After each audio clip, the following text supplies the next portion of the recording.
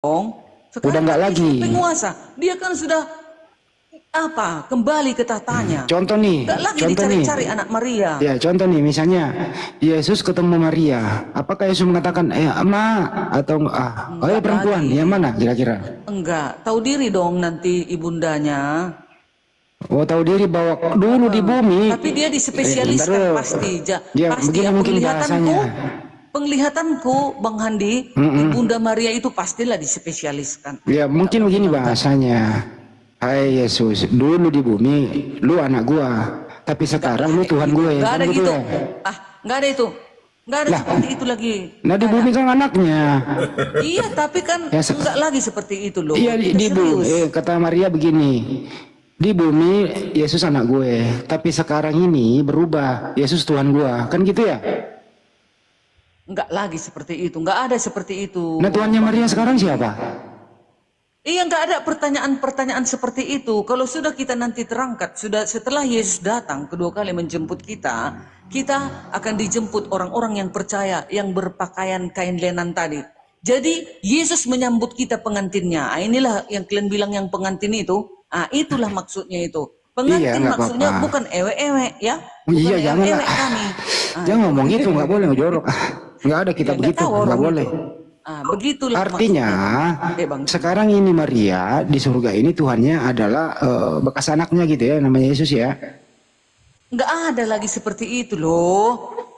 Iya kan, sekarang ini di bumi.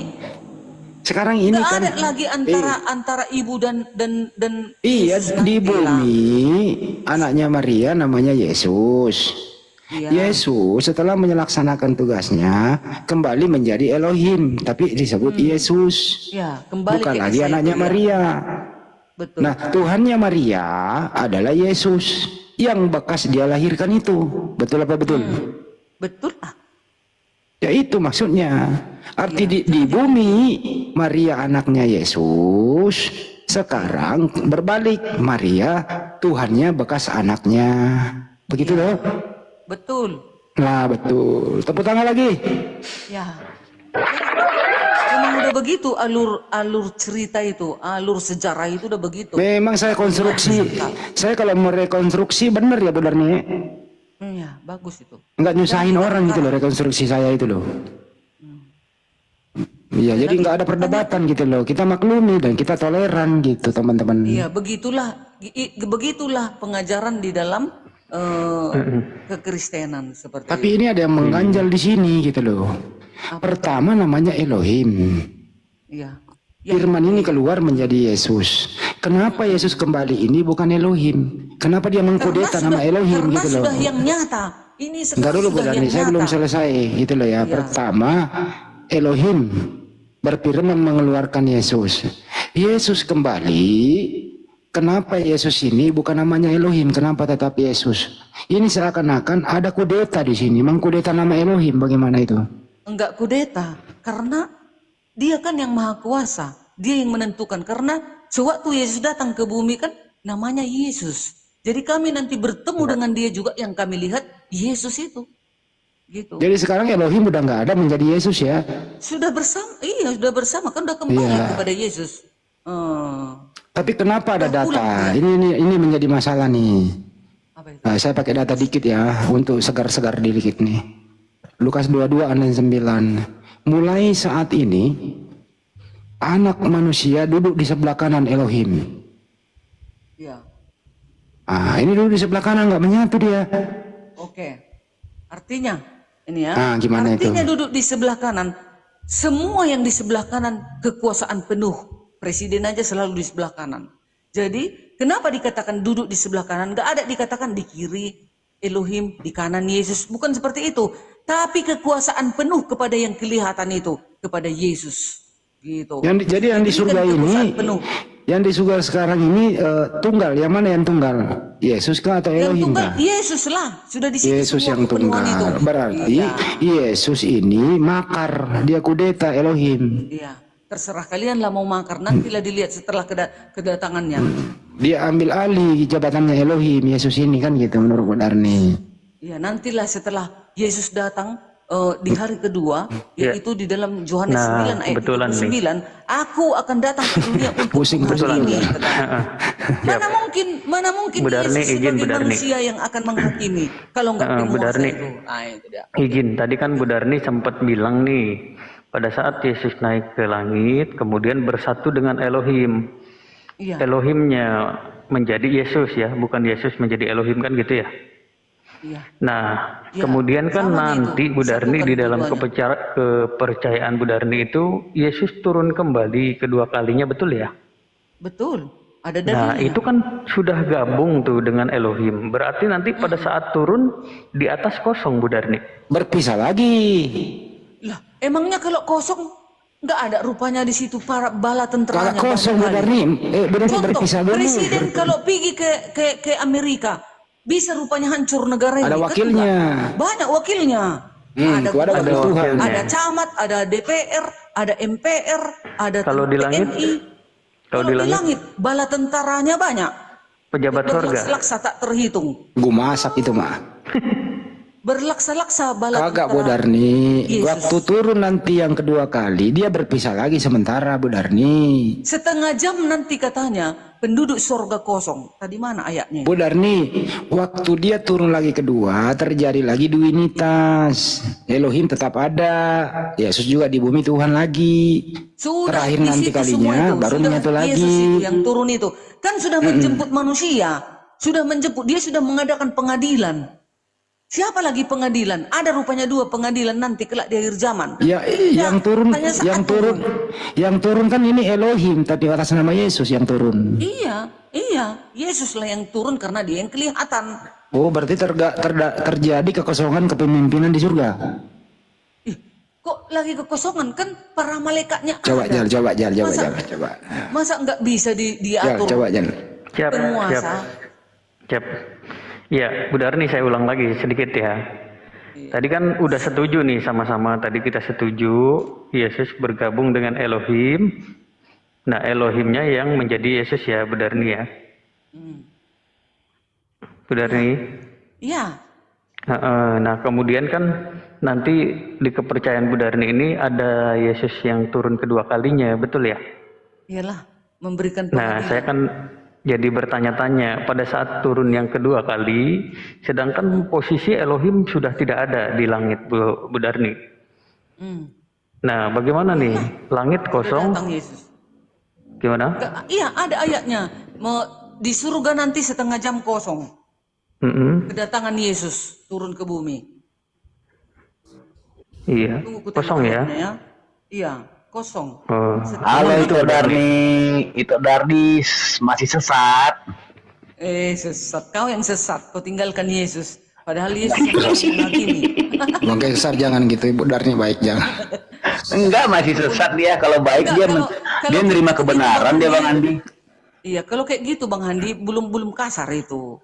Belum lah. Belum, masih baik-baik itu. Di mana ya? Kalau kasar, Bu Darni, Tengah. apapun yang diminta sama saudaramu berikan. Itu kasar kan? Itu kasar itu. Kasar itu, lanjut Bang Rizal. Kasar itu. Kalau udah pengeluaran kasar.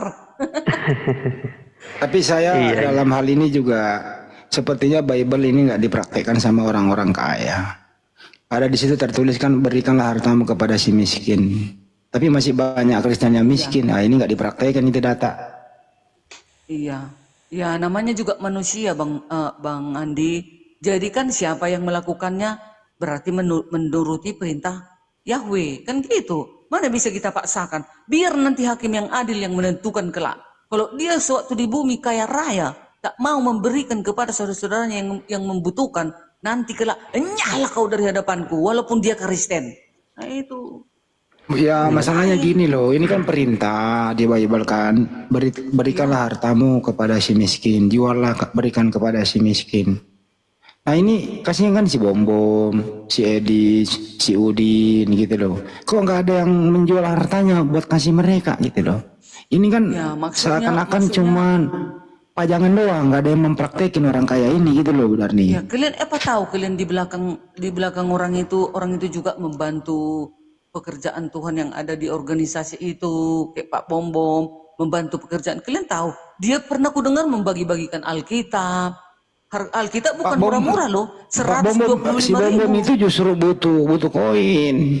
Iya, sambil dia butuh koin, sambil juga di belakang disalurkannya. Emang dilaporkan, Handi, aku udah membagikan Alkitab 200 biji ya di gereja kami. Kan enggak kan? Bukan itu masalahnya, kan gini, kita kan nggak bisa memungkiri ya bahwa masih banyak orang Kristen yang miskin. Mohon maaf ya, ini bukan menista Banyak. ini kenyataannya gitu loh. Dan Itu masih yang miskin banyak itu malas kerja. Yang Dengerin malas dulu. kerja itu. Bukan itu masalah malas sedang enggak. Data yang tertulis masih banyak orang Kristen sesuai statistik ya yang miskin. Tapi data yang tertulis juga, juallah hartamu, berikanlah kepada si miskin. Artinya apa? Enggak boleh lagi ada orang miskin. Ini orang kaya ini kok enggak jual harta Bang Handi, gitu loh. udah dapat kok ayat. Tunggu dulu. Ya. Tinggalkan dulu itu. Wahyu 8 ayat 1 ya. Wahyu 8. Ketika anak domba membuka segel yang ketujuh, ada kesunyian di surga kira-kira setengah jam lamanya. Itulah dia yang datang itu nanti turun. Kan dibawanya semua para malaikat. Gitu.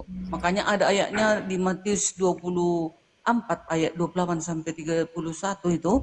Yesus dan para malaikatnya akan datang di awan-awan. Yesus akan menyuruh para malaikatnya untuk mengumpulkan dari segala 4 penjuru bumi. Itu ada. Oke, cukup Bu Darni. Sepertinya malam ini Bu Darni kan udah lama waktunya istirahat dulu ya Bu Darni ya. Oke lah, betul. Oke, makasih ya Bu Darni.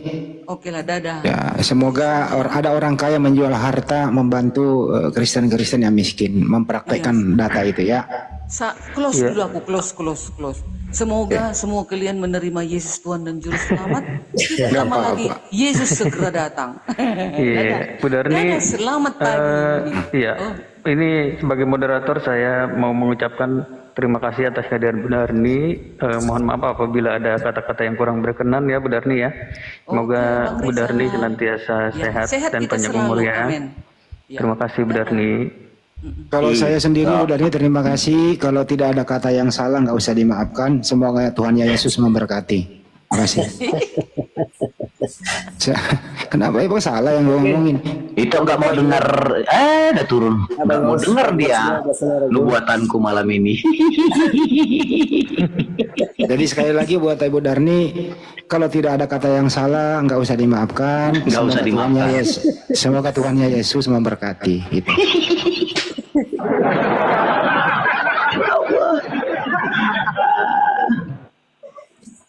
Ini Baik, video diri selamat ini. pagi tuan rumah, Abang Hos dan saudaraku semua ya, hormat. Salam dari Kupang NTT. Selamat pagi.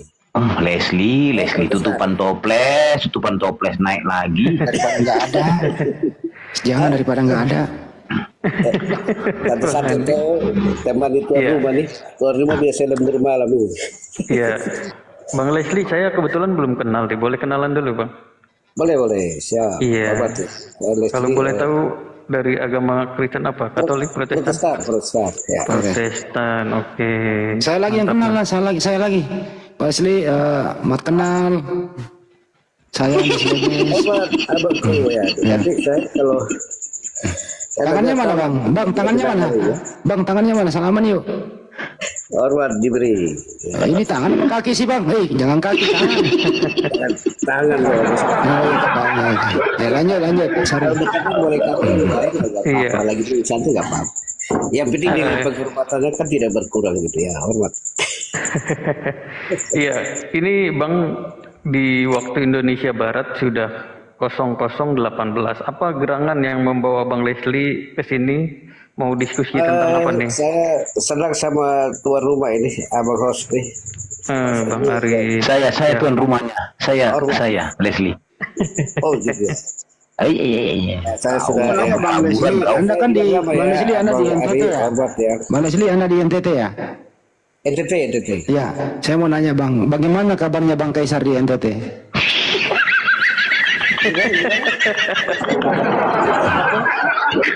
Apa tadi ditanyain?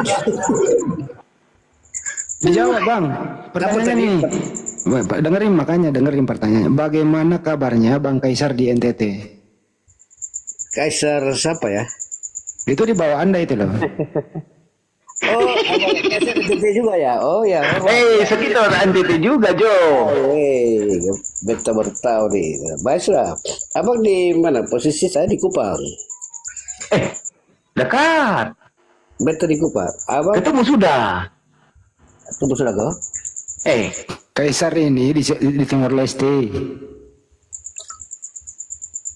Oh, Timur Leste jauh. Kita Timor Leste, kita punya Bapak Presiden Sanana Gusno. Jangan bawa politik, udah cukup. Hampir 12 perjalanan loh. Kasih Banyuman dulu. Assalamualaikum warahmatullahi wabarakatuh. Waalaikumsalam. Waalaikumsalam warahmatullahi wabarakatuh. Jumpa lagi kita teman-teman. 20 menit lamanya saya cari akun. Ini Bang Suma kan? Bang Zuma lama sekali, Bang Zuma. Berunda. Semua akun saya masuk ganti email masuk ternyata tanggal 8. Saya udah ketidur-tidur. Ganti Udah lagi minum kan. kopi, ya kan? Iya, ya udah, lanjut. Ternyata Alhamdulillah. berujung di akun ini, iya. Hormat Bang Suma, Leslie sering juga diskusi Bang Suma juga. Siap saudara.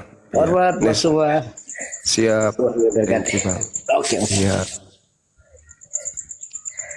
Apa perbincangan yang ini yang enak diskusikan nih? Tahu lagi, tadi kita masih santai-santai lah. Ada yang dekat Timor Leste lagi. Saya kan kebetulan dari Kupang NTT itu, Bang Suma. Dengan tempat ke sini lah dari Pak host Ustadz Ari ya. Iya. Senang-senang lah. Diskusi ringan-ringan dari kapan capek-capek mikir beratus capek juga lah. Gurunda, saya mau tanya boleh nggak Gurunda? Boleh, boleh Bang Bun. Suma ini ekstra berpikir banget, tapi mantap lah. Kalau menurut saya, Roh Ya. Kudus itu perannya ganda. Satu Oh, ya. sebagai suami Maria, satu sebagai anak Maria. Nah, itu gimana? Dah, nanya itu doang. Oh, gitu ya. Jadi dua fungsi dia. Iya, ada momen, ada kelas di mana kita harus menjelaskan kepada saudara Kristen sebenarnya di Kristen itu tidak ada Roh Kudus. Roh Kudus itu hanya datang kepada para nabi. Jadi datang kepada Nabi Musa, datang kepada Nabi Daud, Salomo, datang kepada Nabi Yahya, datang kepada Yesus. Ya, betul. Ya, Betul. kedatangan Roh Kudus itu hanya mencakup ruang kenabian dan pewahyuan saja. Ya.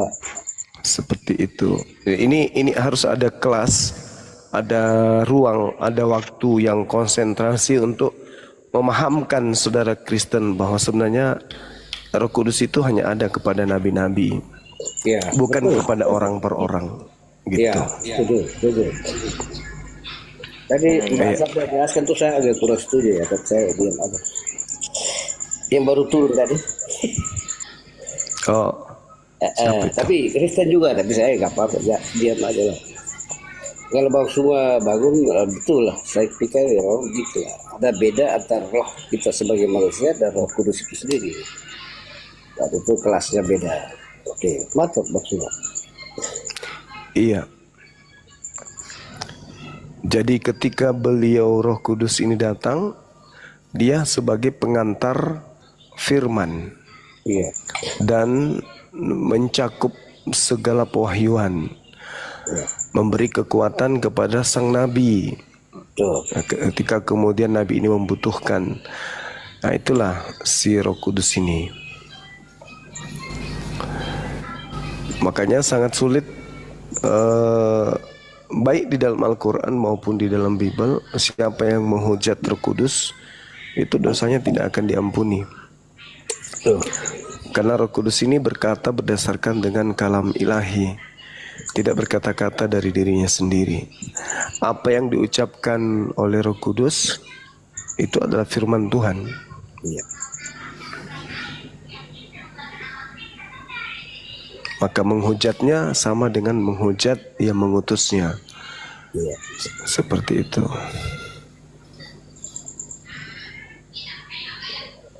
Betul, maksud luar biasa lah. Tadi terus saya terbuka aja, saya ya terlalu puasnya tentang saya banyak ikuti Bang Suma di mana-mana, luar biasa banget. lebih kuasa ya. Kan bukan kelok kayak gini ya Bang Suma, tapi luar biasa Bang Suma melampaui luar biasa. Hanya kan ya gengsi keimanan kadang-kadang ya saya pikir tapi luar biasa lah dalam menambah kasar keimanan. Tentu kita harus dalam kondisi yang paling kritis juga tetap kita harus putih dan lalui itu dan lewati itu. Bang Suma mantap loh ya.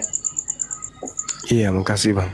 Dari beberapa ya sudah dengan Ahmad Mangga, Bang Supe ketimbang Sumba luar biasa. Ada kadang-kadang Bang Sumba kalau ini waduh itu tepat banget kita pusing juga.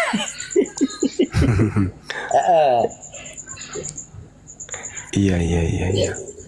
Di mana di Flores abang ini? Kupang abangku. Oh, Kupang. Beda Flores dengan Kupang ya? Beda, pulaunya beda. Kalau Kupang satu pulau sama Timor Leste. Kalau Flores satu pulau ya, ya Labuan Bajo itu. Oh iya. Ujungnya Larantuka ya. Iya. Bang Suat pernah mampir NTT? Kenapa Bang? Pernah mampir NTT? Belum. Aduh. Posisi di Sulawesi atau di Jawa? Di Sulawesi. Bugis ya, orang Bugis banyak loh, orang Bugis Makassar saya. Orang Bugis, orang Bajo, full ya. Terlalu banyak sampai di pelosok Bang Suba, adem banget lah kalau datang di NTT. Kalau di salah satu kabupaten Alor itu orang Bugis, orang Bajo sama orang Buton. Bahkan mereka punya pulau sendiri loh di NTT, tinggal sendiri. Siap. Luar biasa, tapi ada ya kemarin macam takbiran ya di NTT kota Kupang tuh bawa bendera Palestina loh. Iya. Beda, harus sedikit beda. Oke. Saya coba cek ini suara TV di mana ya? Di sini ya? Iya kayaknya Gurunda.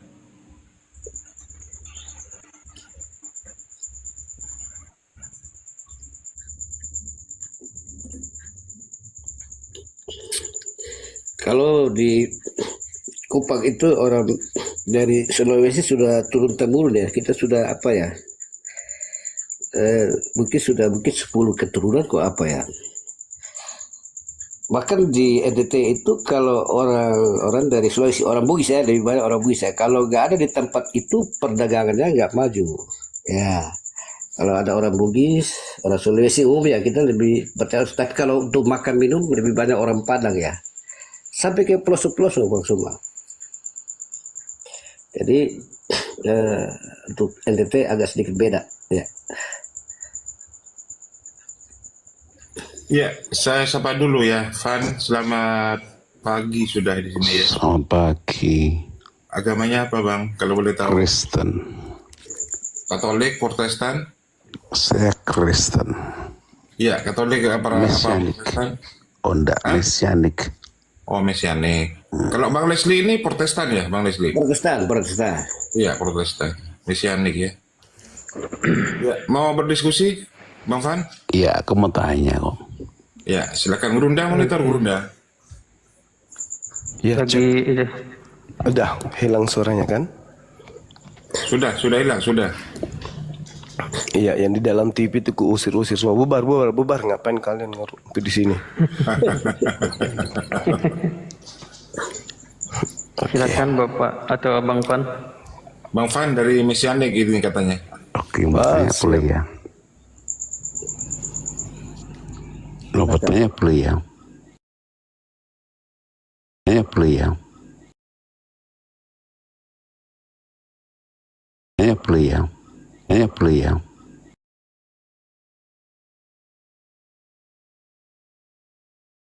Bahwa dirinya ada setan dan katanya Muslim semua pengikutnya dipendamping jin.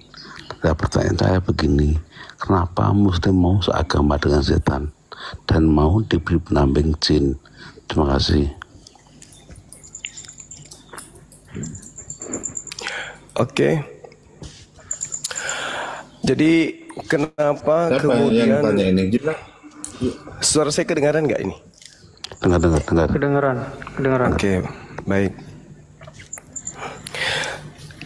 Jadi iblis itu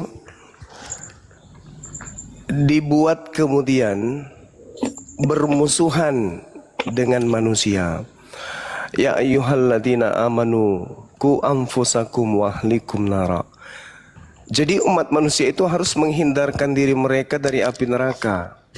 Ya kenapa? Dan yang mengajak kemudian manusia itu masuk ke dalam api neraka itu adalah iblis. Setan. Iblis ya benar. Iblis ingin dipersamai untuk masuk ke dalam neraka. Nah, kenapa Muhammad?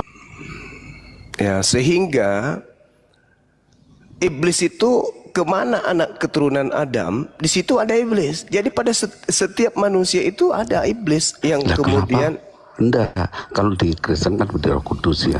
Kenapa Muhammad enggak ada di Kristen enggak ada. Di Kristen enggak ada Roh Kudus. Kenapa Muhammad beragama dengan Di Kristen itu enggak ada Roh Kudus. Roh Kudus itu kata pinjaman yang diambil dari Al-Qur'an di dalam Bible Indonesia.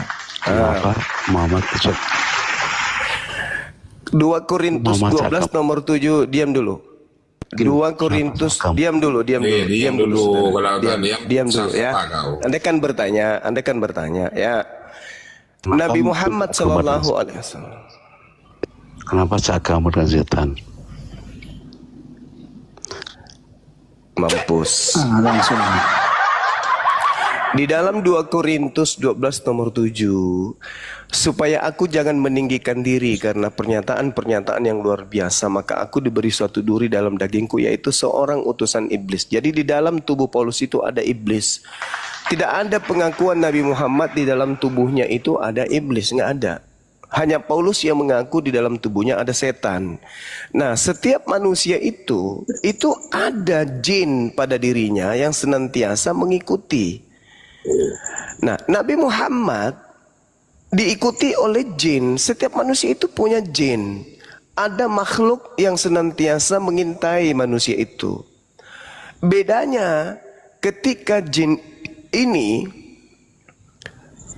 mendekati Nabi Muhammad, yang khusus yang ada ya, jin qarim ini yang khusus kemudian mendekati Nabi Muhammad.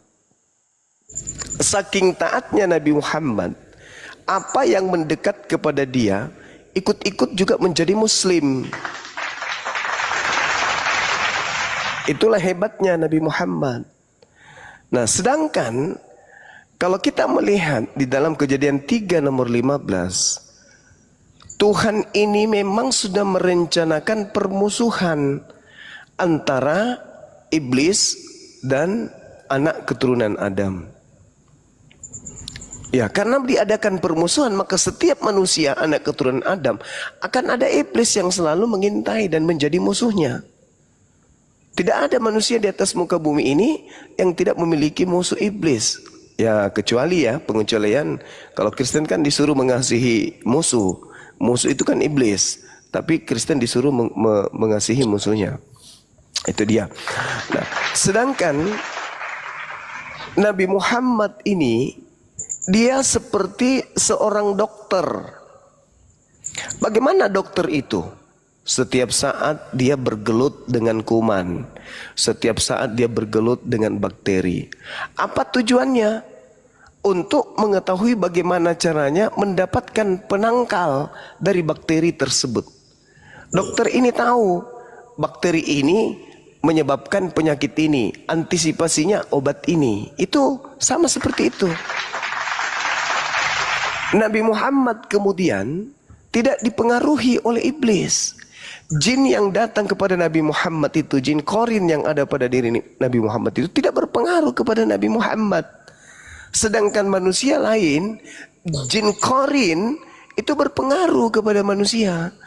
Makanya di dalam Islam itu ada perintah kemudian untuk mengikuti Nabi Muhammad, utamanya di dalam sholat. Dan juga di dalam melakukan aktivitas. Umat Islam diminta apa? A'udzubillahi minasyaitonirrajim. Aku berlindung kepada Allah dari godaan setan yang terkutuk. Karena setan ini selalu mengintai manusia. Setan ini tidak tidur. Setan ini tidak sakit. Setan ini kemudian tidak disibukkan dengan hal-hal duniawi. Setan hanya fokus menyesatkan manusia tanpa terkecuali. Yesus aja dicobai oleh iblis, apalagi manusia biasa. Jadi semua nabi itu dicobai oleh iblis, termasuk Nabi Muhammad. Nah, yang datang kepada Nabi Muhammad itu bukan iblis. Yang menjadi muslim itu jin korin. Kalau iblis itu, ya iblis sudah tidak bisa lagi menjadi muslim. Namanya iblis, ya iblis. Iblis itu tempatnya neraka. Tidak bisa dia kemudian iblis masuk menjadi muslim, nggak bisa.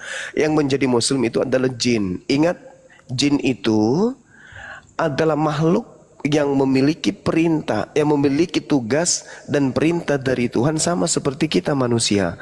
Wa ma khalaqtul jinna wal insa illa liya'budu.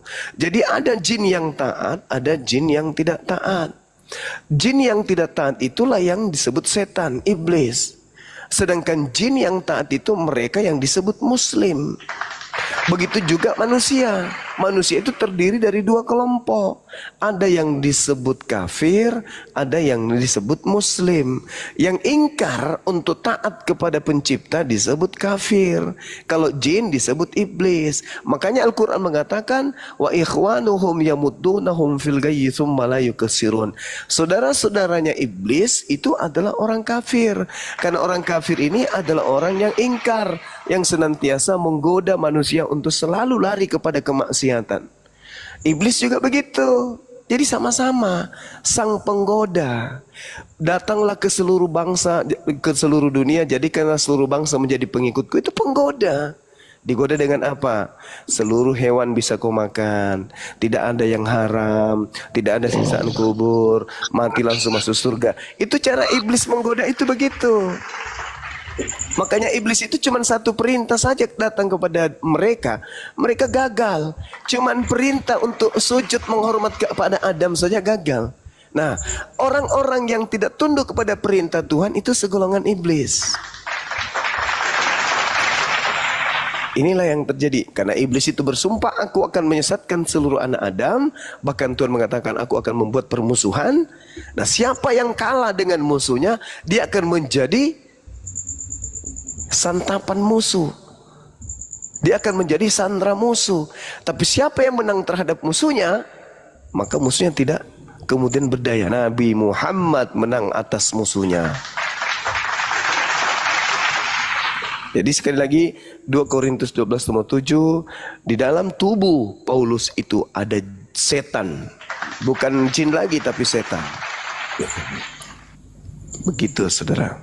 Jauh lebih parah daripada Nabi Muhammad. Alhamdulillah Nabi Muhammad membuat jin yang ada, jin korin yang ada padanya itu menjadi muslim. Karena tidak ada sisi mau digoda dari sini nggak bisa, mau digoda dari sana nggak bisa. Bagaimana caranya? Ya satu-satunya dia harus tunduk kepada Nabi Muhammad. Nah itulah hebatnya.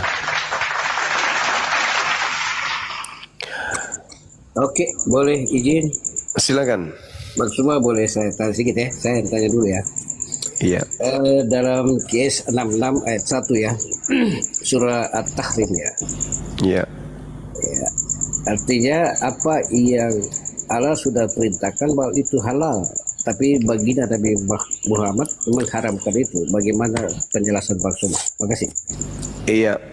Jadi Nabi Muhammad itu baginya sudah dihalalkan istri dan baginya sudah dihalalkan madu. Tapi kemudian Nabi Muhammad mengharamkan hanya karena ingin membuat bahagia istrinya. Jadi Nabi Muhammad itu ditegur oleh Allah karena di dalam Al-Quran surah An-Nahl ayat 68 Allah Subhanahu wa taala sudah menjelaskan bahwasanya dihalalkan bagimu kemudian madu itu. Tidak haram madu itu bagimu. Kenapa kau haramkan? Begitu juga ketika Allah mengatakan di dalam surah Al-Mu'minun ayat 5 dan 6, halal istri itu. Tetapi kenapa kamu mengharamkan? Di dalam kaidah Islam, At-Tahrim ayat 1 itu jelas. Nabi Muhammad mengharamkan dirinya untuk menggauli istrinya yang sah dan mengharamkan dirinya untuk minum madu setelah kejadian itu. Padahal Allah menghalalkan madu itu. Contoh misalnya dalam Al-Quran, ketika Tuhan kemudian mengilhamkan kepada lebah, wa auha rabbuka ilan nahli anittakhizi minal jibal buyuta wa minas syajar wa mithma ya'arishun, kata Allah. Buatlah sarang di gunung-gunung, di pohon-pohon kayu, di tempat-tempat yang dibuat oleh manusia. Summa kulli min kulli thamarat. Kemudian makanlah dari segala macam buah-buahan, lalu tempuhlah jalan Tuhanmu yang telah dimudahkan bagimu. Dari perut lebah itu keluar minuman berupa madu yang bermacam-macam warnanya. Di dalam terdapat obat yang menyembuhkan bagi manusia. Sungguh pada yang demikian itu benar-benar tanda kebesaran Allah bagi orang berfikir. Jadi madu itu sudah dihalalkan. Begitu juga kemudian dalam Al-Quran surah Al-Mu'minun, Allah kemudian memberikan penghalalan terhadap istri. Illa, kata Allah, kecuali kepada istri itu halal kita gauli. Itu Allah yang menerangkan itu. Walladzina hum li furujihim hafizun illa ala azwajihim. Nah, itu kata Allah. Terhadap istri kita itu halal. Tapi Nabi Muhammad kemudian mengharamkan di hadapan bininya karena dia takut kepada bini, sehingga dia bersumpah tidak mau lagi menggauli bininya yang lain. Allah tegur, ya ayuhan nabiyyu lima tuharrimu ma ahallallahu lak tabotagi mardata azwajik wallahu ghafurur rahim. Kenapa kau mengharamkan sesuatu yang sudah dihalalkan bagimu? Engkau ingin menyenangkan hati istrimu. Kata Allah, oh tidak. Bukan istrimu yang menjadi tuntunan Islam itu bukan istrimu yang menjadi pedoman, tapi hukumku di atas segala hukum. Jadi nggak boleh kau mengharamkan apa yang sudah aku halalkan. Nah, maka apa kata Allah? Qad faradallahu lakum tahillata aymanikum wallahu maulakum wa huwal alimul hakim. Sungguh Allah telah mewajibkan kepadamu, wahai nabiku Nabi Muhammad, membebaskan dirimu dari sumpahmu, dan Allah pelindungmu, dan Allah Maha mengetahui lagi Maha bijaksana. Jadi itu kata Allah kepada baginda Rasulullah Muhammad sallallahu alaihi wasallam. Seperti itu, saudara. Oke, jadi izin ya Bang Subah. Jadi poin pentingnya memang Allah Maha bijaksana ya, Allah ya, Maha bijaksana. Makanya apa yang sudah Allah perintahkan untuk dihalalkan, tapi dengan pertimbangan tertentu, baginda Nabi Muhammad mengharamkan itu ya. Tapi tentu dengan pengecualian ya, seperti itu ya kira-kira ya, kita dapatkan seperti itu. Gitu ya, oke. Terus mungkin saya pindah lagi, ada satu hal ya. Memang ada diskusi yang lagi tanya-tanya juga, tapi saya juga beberapa tadi ada di room sebelah, tapi kayaknya belum lengkap lah, bukan kurang ilmu, tapi mungkin belum lengkap ya. Surah Yunus ya, Yunus 3 ya, terkait dengan penciptaan bumi ini kan ada 6 masa. Kalau dikaitkan dengan surah apa ya, Fusilat ya, GS 41, 9, ayat 9, 10, dan 12 ya. Kalau di total itu penciptaan bumi ini kan ada 8 masa begitu. Seperti ada hal yang kontradiksi begitu. Izin Bang Suma mohon penjelasan. Terima kasih. Iya. Jadi begini kawan. Ketika Allah menjelaskan a'udzubillahi minasyaitonirrajim, inna rabbakumullahu alladzi khalaqas samawati wal ardh fi sittati ayyam thumma istawa 'alal arsy yudabbirul amr, kata Allah. Ma min syafi illa min ba'di izni zalikumullahu rabbukum fa'budu afala tazakkarun. Sesungguhnya Allah Tuhanmu, Dialah yang menciptakan langit dan bumi dalam 6 masa. Kemudian Dia bersemayam di atas tahta untuk mengatur segala urusan. Tidak ada yang dapat memberi syafaat kecuali seizinnya. Itulah Allah Tuhanmu, maka sembahlah Dia. Apakah kamu tidak mengambil pelajaran? Jadi Allah menciptakan kemudian alam semesta ini 6 masa. Adapun ayat yang saudara sebutkan tadi itu bukan menjadi 8 masa, bukan, tetapi memang sudah 6 masa itu yang diterangkan oleh Al-Quran. Nah, seperti misalnya kalau saya umpamakan begini, Kita akan menyelesaikan bangunan sekolah ini selama sebulan. Uraiannya sama dengan pekerjaan pondasi 1 pekan. Pekerjaan kemudian dinding 1 pekan. Pekerjaan kemudian atap 1 pekan, berarti sudah 3 pekan. Pekerjaan kemudian plasterannya itu 1 pekan, berarti 4 pekan. Toiletnya dan juga kemudian terasnya itu 1 pekan. Kemudian halaman dan tamannya pun itu 1 pekan. Kalau dihitung berarti 6 pekan. Bertentangan. Tadi katanya cuma sebulan, tapi ketika diurai ternyata 6 pekan. Kalau 6 pekan itu kan artinya ya 1 bulan setengah. Tapi ternyata bukan begitu. Maksudnya ketika dikatakan pondasi 1 pekan, kemudian dinding 1 pekan, kemudian atap 1 pekan, kemudian toiletnya dan juga terasnya 1 pekan, halamannya 1 pekan. Ternyata pada saat pekerjaan toilet dan juga teras, di situ include pekerjaan halaman. Berarti dalam 1 pekan itu menyelesaikan 2 unsur tadi. Jadi halaman dikerjakan sepekan, kemudian toiletnya juga sepekan. Tapi di waktu yang sama, sama-sama sepekan, dihabiskan waktu yang sama. Jadi satu masa dikerjakan 2 pekerjaan sekaligus. Cuman Tuhan menguraikan berapa lama Anda butuhkan kemudian menyelesaikan toiletnya ini 1 pekan. Kalau halamannya 1 pekan, berarti Anda menghabiskan waktu 14 hari. Oh tidak, saya sekaligus mengerjakan dalam 1 pekan. Anda kan bertanya berapa lama? Toilet ini berapa lama? 1 pekan. Ini halaman berapa? 1 pekan. Berapa pekan? 2 pekan. Berarti Anda menghabiskan 14 hari. Oh tidak, saya menyelesaikannya dalam 7 hari. Saya kerjakan semuanya dalam 7 hari itu. Tapi masing-masing berdiri sendiri. Pekerjaan toilet adalah toilet, pekerjaan halaman adalah halaman, tapi include dalam 7 hari, berarti sepekan. Nah, inilah yang disalahartikan kemudian orang-orang yang hanya berdasarkan terjemah. Jadi Allah menciptakan alam semesta itu memang 6 masa. 6 masa, ya. Seperti itu, saudara. Ya, setuju. Memang tadi penjelasan tadi rinci banget loh, itu mantap loh.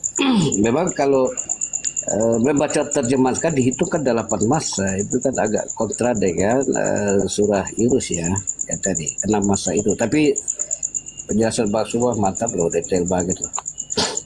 Iya. Berikut lagi terkait dengan surah Al-Fatihah ya, surah 1 ayat 6 ya, jalannya lurus. Iya. Ya. Kemudian dikaitkan dengan As-Syukur surah ayat 61, surah 43 ya. Yes, 43 ya. Iya. Di situ ada kaitannya, di satu pihak ada tunjukkan jalan yang lurus, di pihak lain ada Isa adalah jalan yang lurus ya. Iya. Itu tanda-tanda kiamat ya kalau nggak salah ya, Bang Coba. Oke. Siap. Iya. Jadi Al-Quran itu ketika kemudian Allah Subhanahu wa Ta'ala menjelaskan terkait dengan Al-Quran. Al-Quran ini diutus ke alam semesta melalui Roh Kudus kepada nabinya baginda Rasulullah Muhammad SAW itu sebagai tuntunan kepada manusia. Jadi Al-Quran itu tuntunan untuk seluruh manusia, bimbingan untuk seluruh manusia. Ketika di dalam Al-Quran, ihdinas siratal mustaqim, tunjukilah kami jalan yang lurus, itu maknanya apa?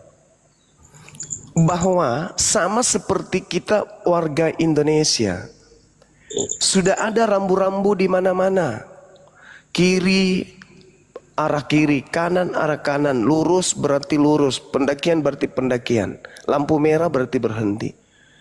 Tetapi meskipun rambu-rambu itu sudah dibuat, setiap hari ribuan orang melakukan pelanggaran.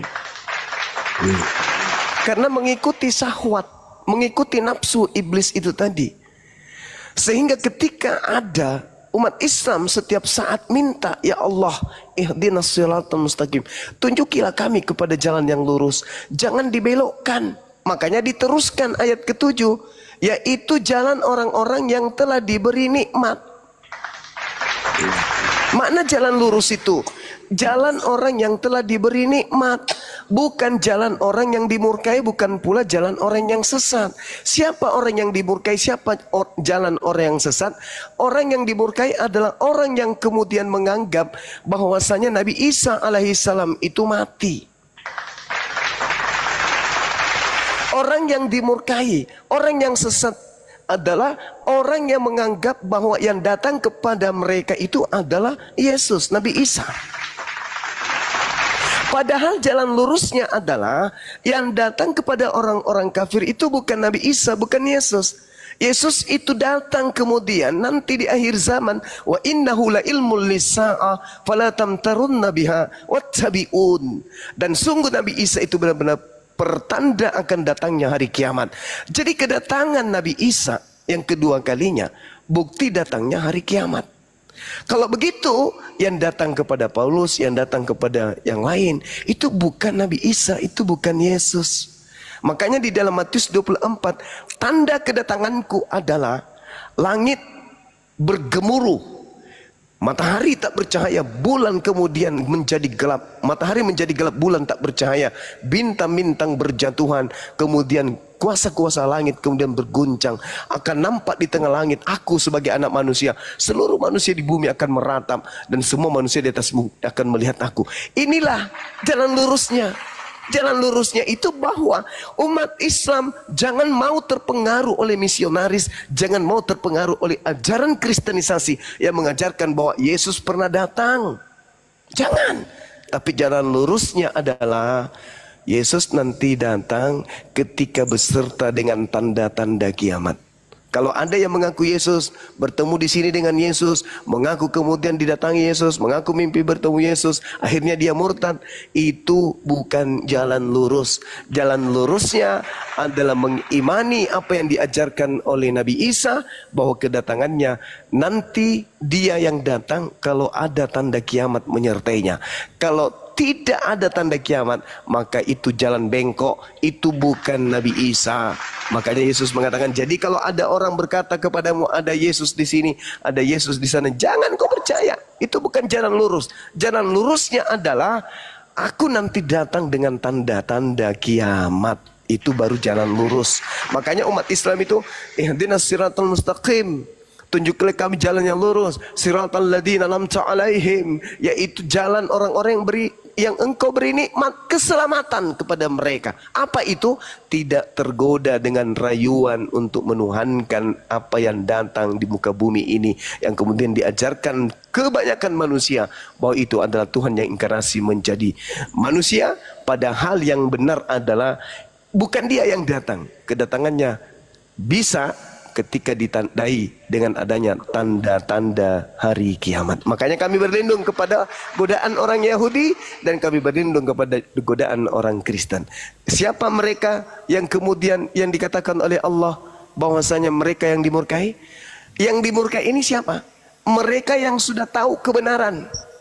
Datang kepadanya Nabi Musa, datang kepadanya Daud, datang kepadanya Salomo, bahkan nabi-nabi besar, nabi-nabi kecil didatangkan kepada mereka, termasuk Nabi Yesus didatangkan kepada mereka. Tapi mereka ingkar, menolak, hingga Allah murka kepada mereka. Siapa mereka yang sesat? Sudah ditunjukkan bahwa Yesus itu manusia. Yesus itu manusia suci, tidak mungkin dibunuh, tidak mungkin dikutuk dan seterusnya. Tapi mereka tetap saja tidak mau peduli. Itulah yang sesat. Mereka menganggap yang datang kepada Paulus, yang datang kepada Ananias, yang datang kepada Pulau Patmos itu adalah Yesus. Padahal kata Yesus, waspada kepada penyesat yang datang kepadamu dengan memakai namaku dan berkata, akulah Yesus. Saatnya sudah dekat, jangan kamu percaya. Yesus palsu itu akan menyesatkan banyak orang. Tanda ketika aku datang, matahari menjadi gelap, bulan tak bercahaya, bintang-bintang berjatuhan, kuasa langit akan berguncang, aku akan nampak di tengah langit, semua manusia di bumi akan melihat aku. Itu baru aku. Itulah jalan lurusnya. Andai saja orang Yahudi, andai saja orang Nasrani, dan juga orang Kristen percaya kepada tanda kedatangan Yesus ini, maka mustahil mereka menjadi Kristen. Mereka pasti menjadi Islam. Karena pesan Yesus, jangan kau percaya ketika ada orang datang mengaku, akulah Kristus, pergilah ke seluruh bangsa, jadikanlah seluruh bangsa jadi muridku. Kata Yesus, jangan kau percaya, itu bukan aku. Kalau aku yang datang, bukan begitu caranya. Kalau aku yang datang, diikuti dengan tanda-tanda tadi.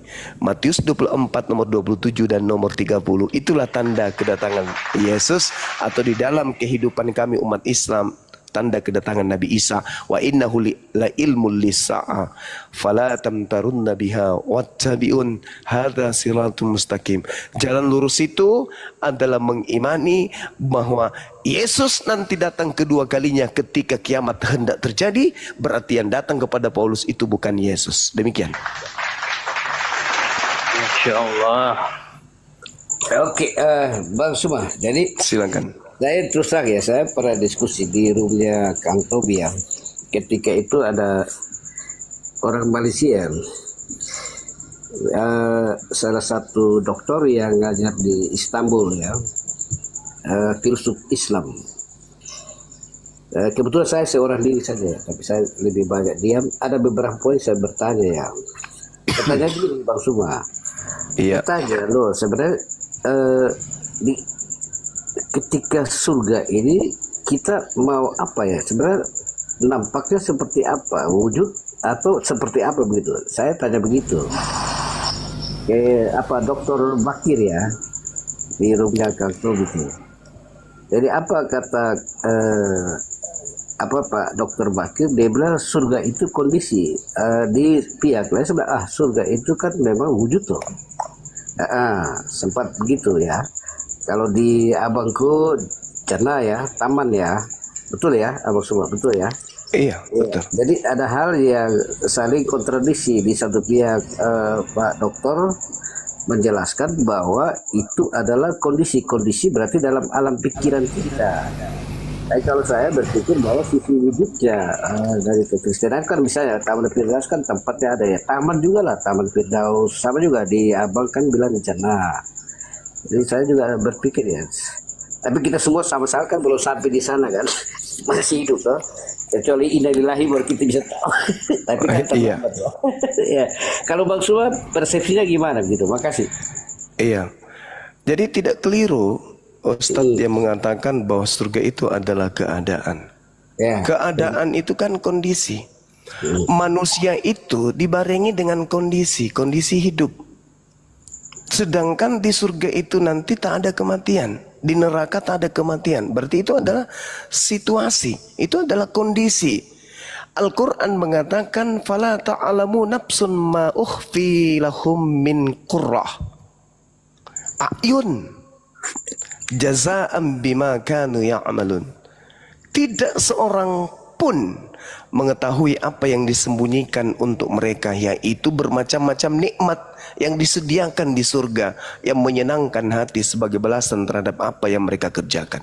Jadi adapun penjelasan-penjelasan di surga itu ada buah-buahan, ada sungai-sungai, di situ ada bidadari-bidadari. Itu hanya untuk memancing orang-orang jahiliyah pada masa itu untuk tidak memakan makanan yang diharamkan, untuk tidak melakukan persinahan.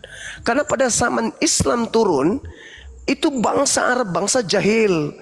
Wanita dianggap sama seperti hewan pada masa itu. Islam kemudian mengangkat derajat wanita, Islam mengangkat derajat lelaki, supaya mereka kemudian tidak melampiaskan syahwatnya kepada hal-hal yang diharamkan. Kenapa? Karena Islam datang dirancang oleh Allah untuk memberikan aturan-aturan kepada manusia.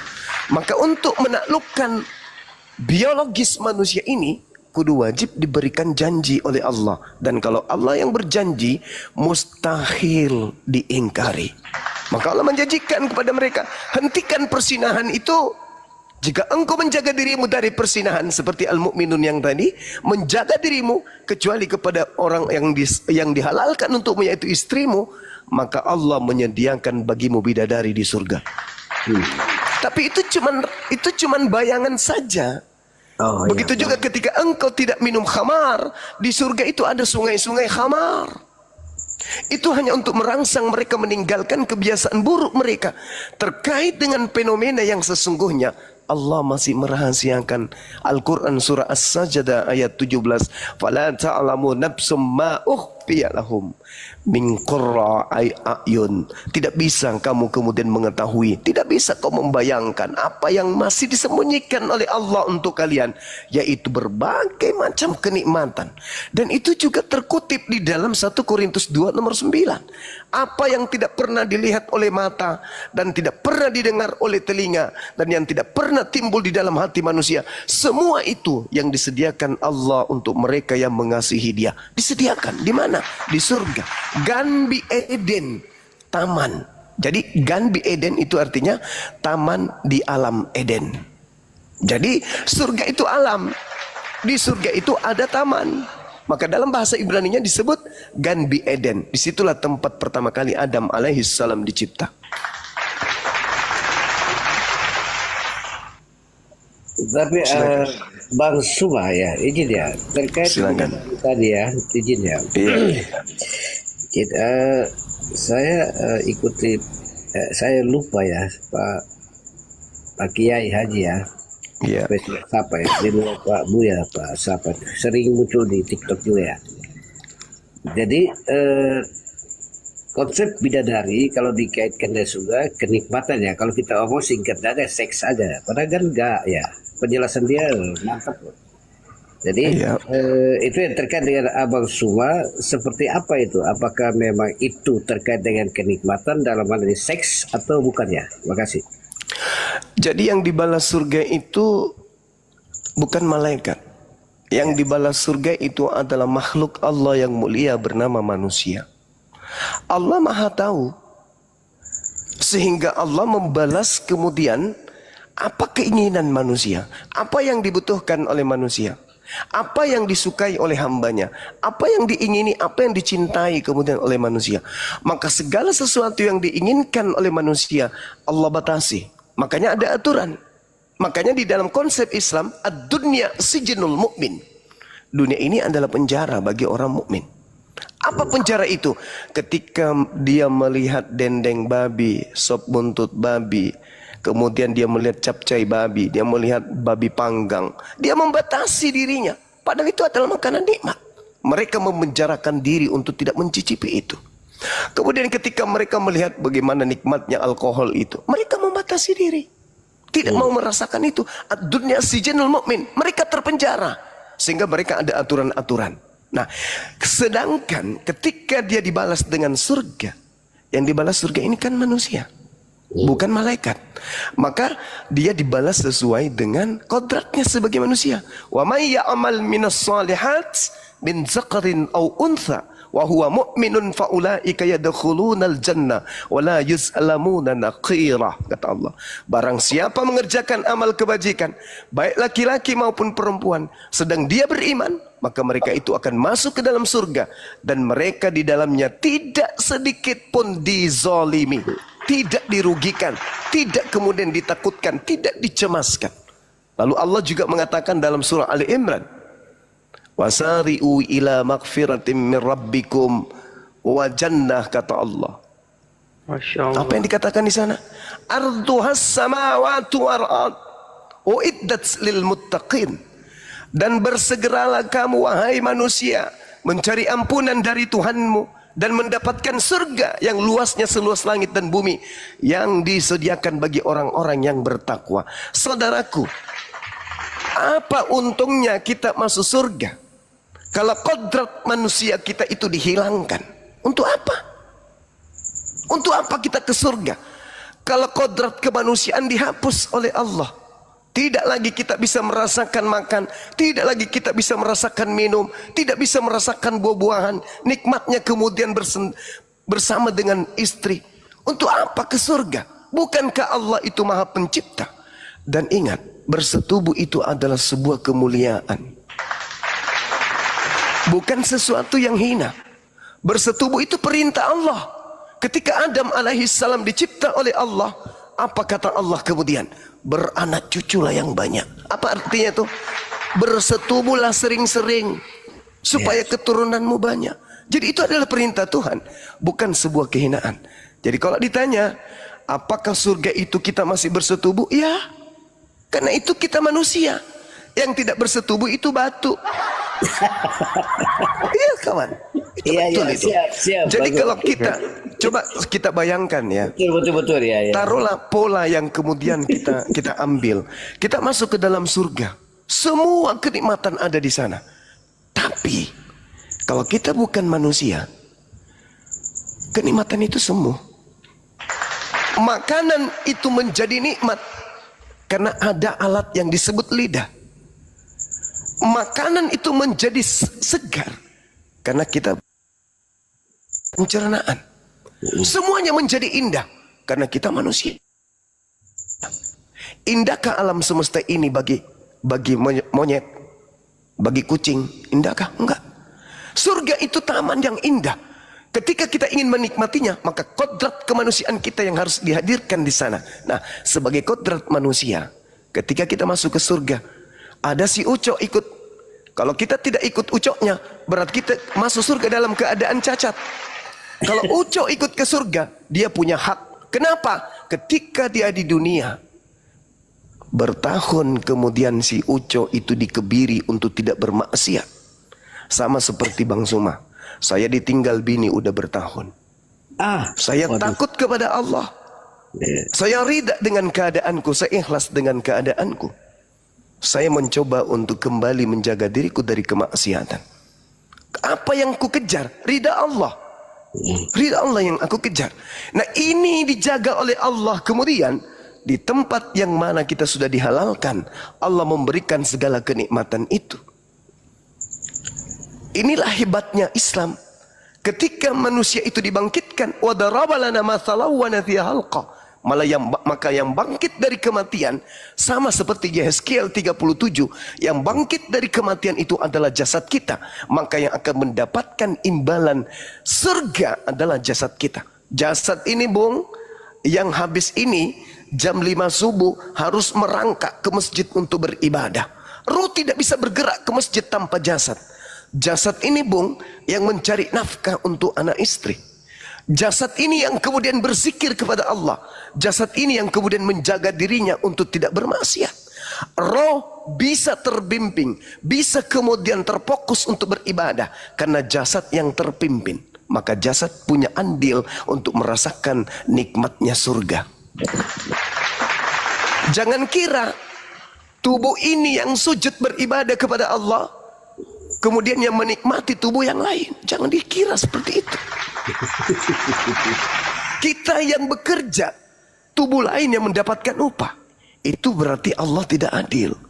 Karena tubuh inilah yang kemudian sujud beribadah dengan ikhlas mencari ridha kepada pencipta.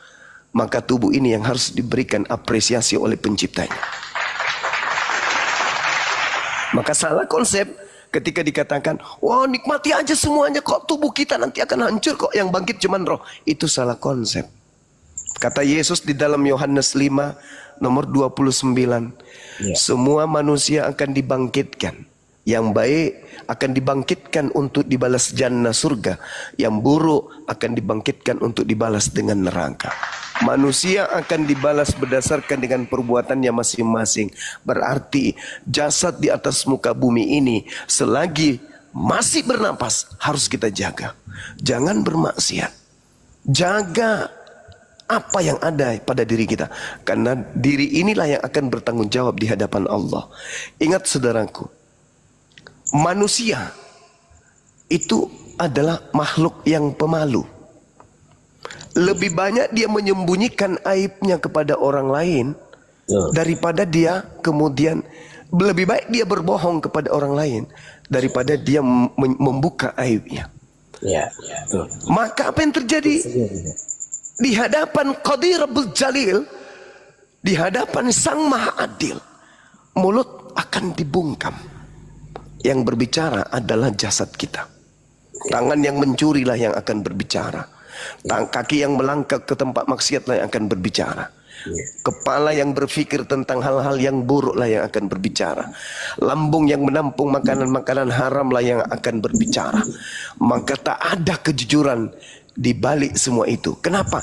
Tangan tidak dipengaruhi oleh akal, kaki tidak dipengaruhi oleh akal, lambung tidak dipengaruhi akal. Hanya lidah yang bisa kemudian bersilat lidah dan berakal-akalan. Maka Allah akan membungkam lidah manusia. Jasad kita yang lainnya lah yang akan mengurai kebenaran itu di hadapan Allah. Maka benarlah kata Islam, jagalah dirimu.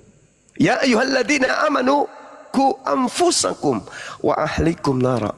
Jaga dirimu, jaga keluargamu. Jaga diri itu apa? Jasad dan ruh. Bukan cuma rutok, tapi jasad juga yang harus dijaga. Maka dalam Islam itu dikenal pembasuhan, di Islam itu dikenal pentahiran, di Islam itu dikenal dengan mandi junub. Saya kira begitu, saudara. Oke, mantap maksudnya. Satu hal yang betulnya begini ya. Kenapa ini? Gini ya. Kenapa ada tadi ngepet ketawa ya? Bentar Pak Resli. Sebentar. Mana tuh Zuma, mana Zuma. Sebentar. Saya masih boleh tertib ya. Lagi asik-asik, kita lagi menikmati lah diskusi yang santai dan menikmati perbedaan ya. Begini abangku. Saya suka ngomong sama Zuma itu. Sebentar. Abis itu baru abang lagi. Saya begini ya, kenapa kok abang dong ngomong sama Banyuma, kamu kali kubur dulu, masuk ke dalam ya, baru ngomong sendiri. Sebentar, kok diam dulu tuh. Satu-satu lah, pakai etika lah. Satu-satu ya. Aman Bang, aman. Ya. Sudah turun beliau. Iya lanjut. Sudah turun ya. Begini, Bang Suha hormat. Begini ya, saya kok lagi bertanya-tanya, ngapain kok abang dong kalau ini harus ke apa ya? Ke pencucian di neraka ya.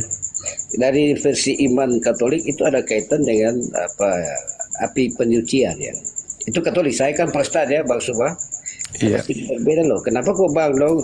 Bukan bukan soal benarnya. Kenapa harus ke sana dulu, baru ke jannah ya. Dan sampai orang benar juga kalau tersalah, artinya ambil absennya tersalah berarti tagai sudah di neraka itu. Coba, makasih. Iya, jadi begini Bung. Kita ini beragama punya pola. Pola agama kita itu adalah Bible dan juga Al-Quran kalau di Islam. Kalau Anda melihat di dalam Alkitab itu banyak kemudian data-data yang menyajikan bahwa kita manusia diupah berdasarkan kepada apa? Berdasarkan kepada perbuatan masing-masing. Itu jelas terukir di dalam kitab saudara. Banyak dalil yang mengatakan itu. Perjanjian lama, perjanjian baru dan seterusnya.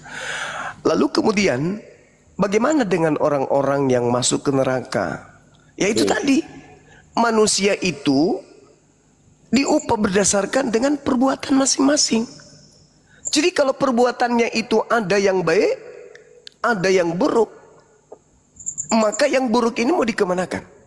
Satu, diampuni oleh Allah. Dua, dibasuh dengan api neraka. Setelah kemudian dibasuh, pembasuhan selesai, maka mereka ada amal kebajikan, ada amal baik. Di mana diupah amal baik ini? Di surga.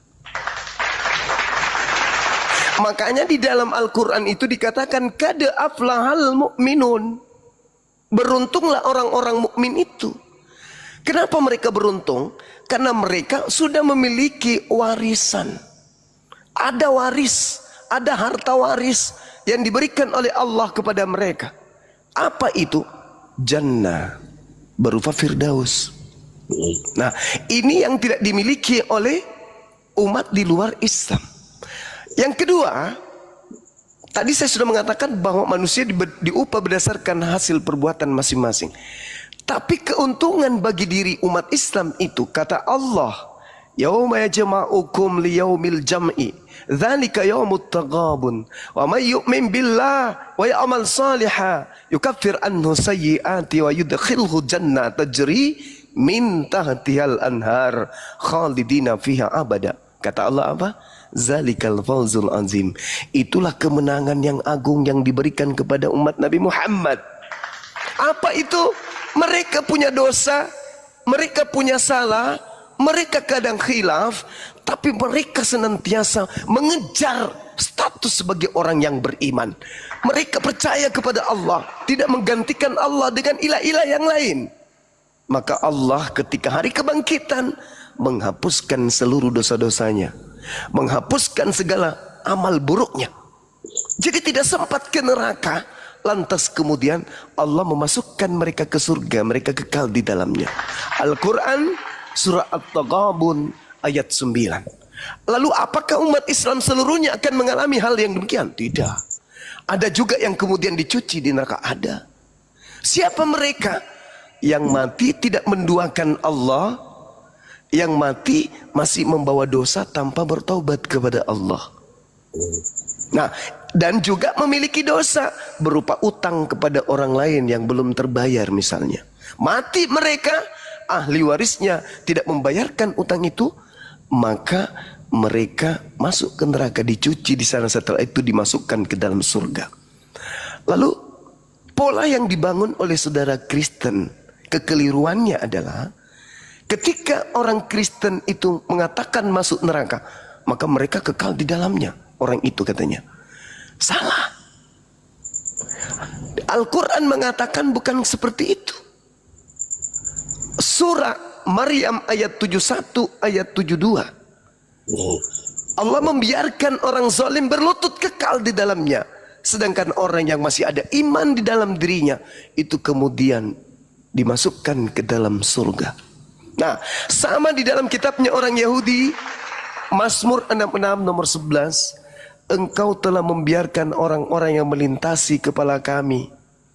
Kami telah menempuh api dan air, tetapi Engkau telah mengeluarkan kami sehingga kami bebas dari neraka. Berarti pola Al-Quran sama dengan kitabnya Yahudi. Orang boleh masuk ke dalam neraka, tetapi karena dia tidak pernah menyembah selain daripada Eloah Abraham, Eloah Ishak, Eloah Yakub, maka mereka meskipun masuk neraka, tetap kemudian Allah angkat masuk ke dalam surga. Mazmur 66 nomor 12. Cuman tolong digarisbawahi, siksaan yang paling ringan di neraka adalah menggunakan sendal, di mana sendal itu ketika dipakai, otak di atas kepala kita ini itu mendidih selayaknya minyak kelapa. Kira-kira gimana itu rasanya?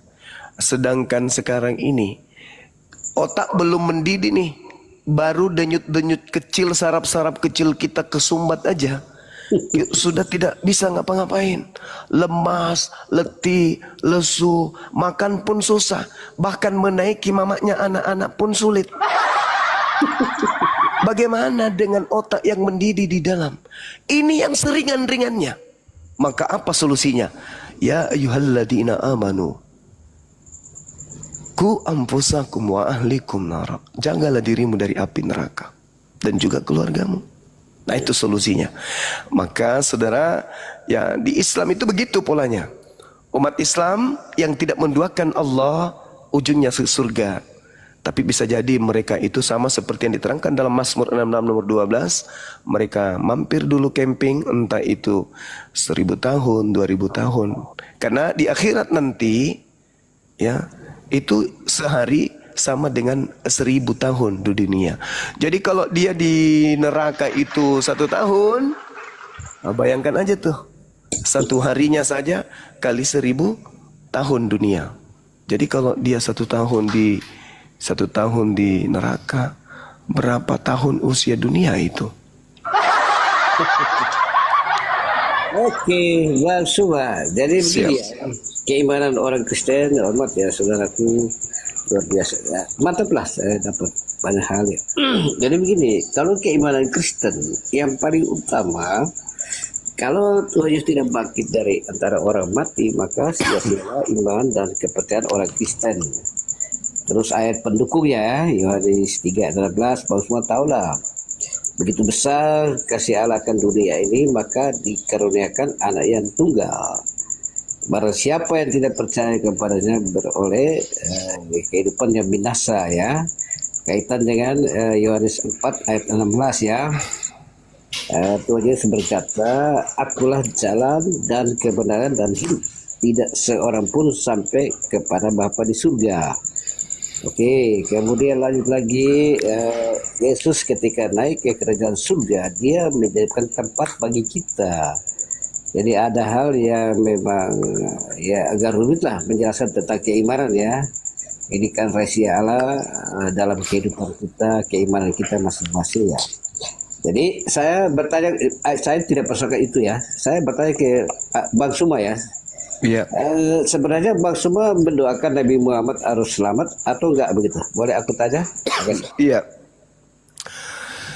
Di dalam kaidah Islam, barang siapa yang kemudian memuji Nabi Muhammad, bersalawat, memuji, menyanjung, memuliakan beliau, maka nanti di padang mahsyar, di saat tak ada lagi pertolongan, akan mendapatkan syafaat dari beliau. Jadi fungsi salawat itu kepada Nabi Muhammad bukan untuk Nabi, tetapi untuk kami. Sama seperti kami memohon pertolongan. Semakin banyak kami memohon pertolongan, semakin banyak pertolongan. Jadi syafaat yang kami inginkan itu, ketika Nabi Muhammad kemudian datang di atas muka bumi ini, apa yang engkau inginkan terjadi kepada kaummu? Beliau hanya mengatakan, aku ingin memberikan syafaat kepada umatku. Mana tahu di antara umatku nanti ada yang kepleset ke neraka, maka syafaatku itu akan kuberikan kepada mereka. Maka kami diminta kemudian untuk memperbanyak salawat, bukan mendoakan. Sama seperti Hosana anak Daud. Ketika Yesus masuk ke dalam kota Yerusalem menggunakan keledai, orang-orang kemudian meneriaki dia. Apa kata orang-orang pada zaman itu? Hosana, Hosana anak Daud, Hosana, Hosana bin Daud. Kenapa? Karena mereka menyanjung, mereka memuji. Kenapa mereka memuji? Karena siapa yang mengasihi Yesus, dia akan dikasihi oleh yang mengutus Yesus. Kan begitu polanya kan? Siapa yang percaya kepadaku, siapa yang mengasihi aku, dia sama halnya percaya dan mengasihi dia yang telah mengutus aku. Siapa yang mengasihi, dikasihi oleh Elohim, sudah pasti dia penghuni surga. Betul? Betul. Nah, itulah yang terjadi kepada Nabi Muhammad. Qul in kuntum tuhibbunallah fattabi'uni yuhibbukumullah wa yaghfir lakum dzunubakum wallahu ghafurur rahim. Al-Maidah ayat 31 atau Ali Imran itu. Jadi dikatakan bahwasanya maksud Al-Maidah 31 ya. Semoga saya tidak keliru. Sahabat itu Ali Imran atau Al-Maidah. Oh, nanti dibantu. Iya, inilah kalau sudah ngantuk. Iya. Oke, saudara. Ya, jadi Ali Imran, sorry, bukan Al-Maidah, Ali Imran. Masya Allah, subhan akhirnya. Jadi Ali Imran ayat 1. Barang siapa kata Allah yang mencintai Allah, mengasihi Allah, maka mereka harus kemudian mengikuti Nabi Muhammad. Barang siapa yang kemudian ingin dosa-dosanya dihapuskan oleh Allah, maka wajib hukumnya mereka mengikuti Nabi Muhammad. Maka kami mengikuti beliau, kami menyanjung beliau, kami memuji beliau, kami bersalawat. Jadi kami bersalawat itu untuk mendapatkan kemudian syafaat dari beliau. Apa syafaatnya? Pengakuan Nabi Muhammad di hadapan Allah bahwa kami adalah umatnya, bukan diingkari. Ingat saudara, ada sekelompok manusia kelak seperti data yang Anda bawa, akulah jalan, akulah kebenaran, akulah hidup, tidak ada yang sampai kepada Bapa tanpa melalui aku. Orang Kristen percaya diri nih kawan, percaya dirinya itu sangat luar biasa orang Kristen. Salut saya. Sayangnya di balik percaya diri tersebut ada jurang pemisah yang membuat Kristen itu keteteran, tetapi tidak terdeteksi dengan akal sehat. Apa itu? Matius 7, 22, 23. Pada hari terakhir nanti, banyak orang yang akan berseru kepadaku, Tuhan, Tuhan, bukankah kami bernubuat pakai namamu? bermujizat pakai namamu, mengusir setan juga pakai namamu. Tapi pada saat itulah aku Yesus akan berterus terang kepada mereka, enyahlah daripadaku, kalian semua adalah pembuat kejahatan. Diingkari. Kami tidak ingin ini terjadi kepada kami, bagi umat Nabi Muhammad. Maka kami bersalawat kepada beliau. Kami tidak mendudukkan beliau sebagai Tuhan yang datang dalam rupa manusia. Kami mendudukkan sebagaimana porsinya. Dia datang hanya sebagai jalan. Baginda Rasulullah Muhammad sallallahu alaihi wasallam itu hanyalah jalan menuju kepada Allah. Beliau bukanlah Allah, sama seperti Yesus. Dia hanyalah jalan. Al-Quran surah Al-An'am ayat 153, Allah subhanahu wa ta'ala kemudian menjelaskan bahwa jalan satu-satunya menuju kepada keselamatan setelah Nabi Isa alaihissalam itu adalah baginda Rasulullah Muhammad sallallahu alaihi wasallam. Wa anna hadza sirati mustaqima fattabi'u, dan sungguh inilah jalanku yang lurus, maka ikutilah. Jangan kamu ikuti jalan-jalan yang lain yang akan mencerai-beraikan kamu dari jalan itu, dari jalan Allah. Demikianlah Allah memerintahkan kepadamu agar kamu bertakwa. Kami tidak ingin kemudian diusir. Sementara Al-Quran mencerminkan wa idza khusiran nasu kanu lahum a'da wa kanu bi ibadatihim kafirin. Pada hari terakhir nanti, di yaumul hisab, di padang mahsyar, hari kebangkitan, kata Allah, apa yang mereka sembah selain daripada aku akan menjadi musuhnya, dan pemujaan-pemujaan yang mereka lakukan kepada yang dia sembah selain daripada aku akan diingkari oleh yang dia sembah. Terbukti yang tadi, Matius 7:22-23. Yesus yang disembah Kristen menjadi musuh Kristen, dan pemujaan-pemujaan yang Kristen lakukan akan diingkari oleh Yesus. Al-Quran yang menerangkan itu. Segera begitu saudara, bahwa ya silakan. Baik, Bang Suma. Jadi poin Kristen ya, keimanan itu kan sudah dijelaskan juga ya di Ibrani berapa ya,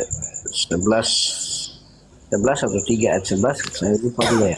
Tapi yang pertama poinnya begini ya, Yakobus 2 ayat 26 ya kalau tidak salah ya, bahwa iman tanpa perbuatan kan sia-sia. Jadi kalau pikiran, perkataan, perbuatan itu jauh dari apa yang Tuhan Yesus kehendaki, maka sia-sialah apa yang kau buat selama itu. Jadi begini ya, kekristenan itu ketika menyatakan berbuat menurut apa yang Tuhan Yesus tahu, semuanya oke banget lah. Bahkan berbagai keajaiban dibuat, tetapi yang ditampilkan adalah manusianya, itu menjadi persoalan loh. Artinya pembelajaran dari Tuhan kan sudah jelas loh ya, sebagai utusan Allah dia kan dia kan kasih tahu kan apa yang diperintahkan Bapa, itu yang dinyatakan sebagai posisi manusianya. Tapi kalau ditonjolkan manusianya, makanya berantakan loh, tidak pakai loh. Berarti menempatkan kekuasaan Allah kan tidak ada. Makanya tempatnya dia di neraka loh.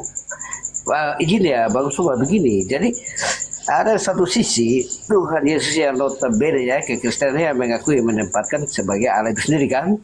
Tetapi secara kemanusiaan dia tetap tempatkan Bapa yang menyatakan itu bagi aku, dan aku adalah utusan Tuhan menyatakan itu bagi kamu. Begitu. Tapi manusia yang lain yang tak bisa berbuat sepanjang yang memang luar biasa ya, mujizat dan banyak hal luar biasa lah berbuat, tetapi pikiran, perkataan, perbuatan jauh dari apa yang Tuhan Yesus kehendaki, ya sudah hancur, masuk neraka dong. Artinya dia lebih tonjolkan manusianya, tidak ikuti seperti apa pembelajaran Tuhan Yesus. Dia menampakkan Bapaknya untuk menyatakan baik firman-Nya dan mujizat demi mujizat yang dia buat perbuat ya. Jadi itu harus dibedakan loh. Tapi kita kan posisi kan ikut Tuhan Yesus kan. Jadi itu agak sedikit beda terkait dengan ayat tadi. Memang benar loh. Saya juga baca loh. Lucu juga ya. Orang sudah berbuat luar biasa, mujizat juga berbuat semua, tapi tidak menjadi ukuran bahwa dia mendapat tempat di kerajaan surga. Tapi saya pastikan bahwa mereka lebih tonjolkan manusianya keakuannya saya lebih jago loh, begitu. Tidak menempatkan besarnya kuasa Allah yang dipakai untuk menyatakan berbagai mujizat dan lain-lain lah, dan seterusnya begitu. Jadi saya pada prinsipnya dia tidak mengikuti apa yang menjadi teladan yang Tuhan Yesus sudah sampaikan dalam berbagai cerita dalam perjanjian baru kan. Tetap memposisikan diri sebagai manusia biasa. Dia hanya menyatakan apa yang dikehendaki Bapa bagi semua yang beriman kepadanya. Yang paling utama murid-murid Tuhan Yesus dan seterusnya. Terima kasih. Iya. Jadi yang saudara bawakan tadi itu Kolose 2 nomor Yakobus 2 nomor 26. Iman tanpa perbuatan adalah sia-sia. Ya. Jadi gini kawan, ada yang lebih tinggi daripada itu. Apa itu? Iman tanpa akal adalah buta alias sesat. Kalau cuman sekedar imani saja, percayai saja, yakini saja, tanpa akal, itu bukan manusia, itu bukan level manusia, itu level hewan. Kambing itu makan rumput karena dia kemudian tahu rumput itu adalah makanan. Tapi dia tidak berakal, maka tidak dia sia-siakan kepercayaannya untuk makan rumput. Tetapi kalau orang berakal, tidak akan mungkin mempercayai sesuatu, meyakini sesuatu, mengimani sesuatu tanpa filter akal. Makanya Yesus menerangkan di dalam kitab Matius 22 nomor 37, kasihi Tuhan itu kudu wajib dengan hati, dengan jiwa, dengan akal. Enggak ada iman. Iman itu bertumbuh dengan hati. Apapun bisa kita imani, apapun bisa kita kepercayai, apapun kita bisa yakini dengan hati aja. Yang penting diimani. Tapi yang benar adalah iman itu bertumbuh dengan akal. Nah, sekarang mari kita masuk dalam konsep ini. Anda mengatakan bahwa banyak orang yang melakukan pemanggilan bermukjizat, lalu kemudian banyak orang mengusir setan pakai nama Yesus. Tetapi mereka tidak menjabarkan kemudian iman mereka dengan perbuatan. Saudara, sebenarnya bukan ke situ larinya. Dalil pengusiran Yesus itu didasari oleh karena mereka ini bukan pengikut Yesus. Mereka adalah pengikut Yesus palsu. Matius 24 nomor 24. Sebab Yesus palsu, Mesias palsu, Kristus palsu, dan nabi-nabi palsu akan datang dan akan banyak melakukan mukjizat sekiranya mungkin menyesatkan orang-orang pilihan. Itu satu. Yang kedua,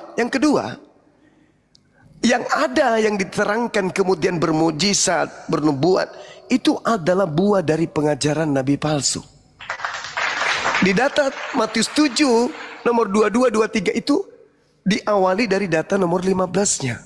Yesus berpesan kepada Bani Israel, muridnya, wahai Bani Israel, waspadalah kepada nabi-nabi palsu yang datang kepadamu dengan menyamar seperti domba, padahal mereka adalah serigala yang buas. Bagaimana cara mengenal nabi palsu ini? Nyamar seperti domba loh. Berarti ketika dia nyamar seperti domba, seorang anggota Polri dengan anggota yang bukan Polri, ketika sama-sama menggunakan seragam Polri, susah bagi kita kemudian untuk mendeteksi mana yang asli, mana yang gadungan. Begitu juga kemudian domba palsu ini, ketika dia bergabung di kalangan domba Bani Israel, susah bagi kita untuk membedakan mana domba, mana serigala. Lalu kata Yesus apa? Tenang, dari buahnya kamu dapat melihat mereka. Apa buahnya kata Yesus? Memanggil aku Tuhan, bernubuat, bermujizat, mengusir setan pakai namaku. Ingat saudara, memanggil aku Tuhan itu terjemahan Indonesia. Maksudnya di situ adalah memanggil aku Rabi, memanggil aku Guru, memanggil aku Tuan, memanggil aku Sayyid, memanggil aku Rob, memanggil aku Junjungan. Loh, kata muridnya, ya sama aja. Sami mawon, kami bernubuat pakai namamu, bermujizat pakai namamu, mengusir setan pakai namamu, dan juga memanggil kamu Kurios. Bedanya apa dengan domba serigala yang nyamar domba ini, wahai Tuhan Yesus? Apa kata Yesus? Yang membedakan memang tak ada selain satu. Apa itu? Mereka bukan Bani Israel, mereka bukan Bani Yakub, mereka bukan keturunan dari 12 suku Bani Israel, mereka orang di luar dari Bani Israel, tapi nyamar-nyamar seperti Bani Israel. Posisi kalian sama, memanggil aku Kurios, bernubuat, mengusir setan, bermujizat, sama seperti kalian.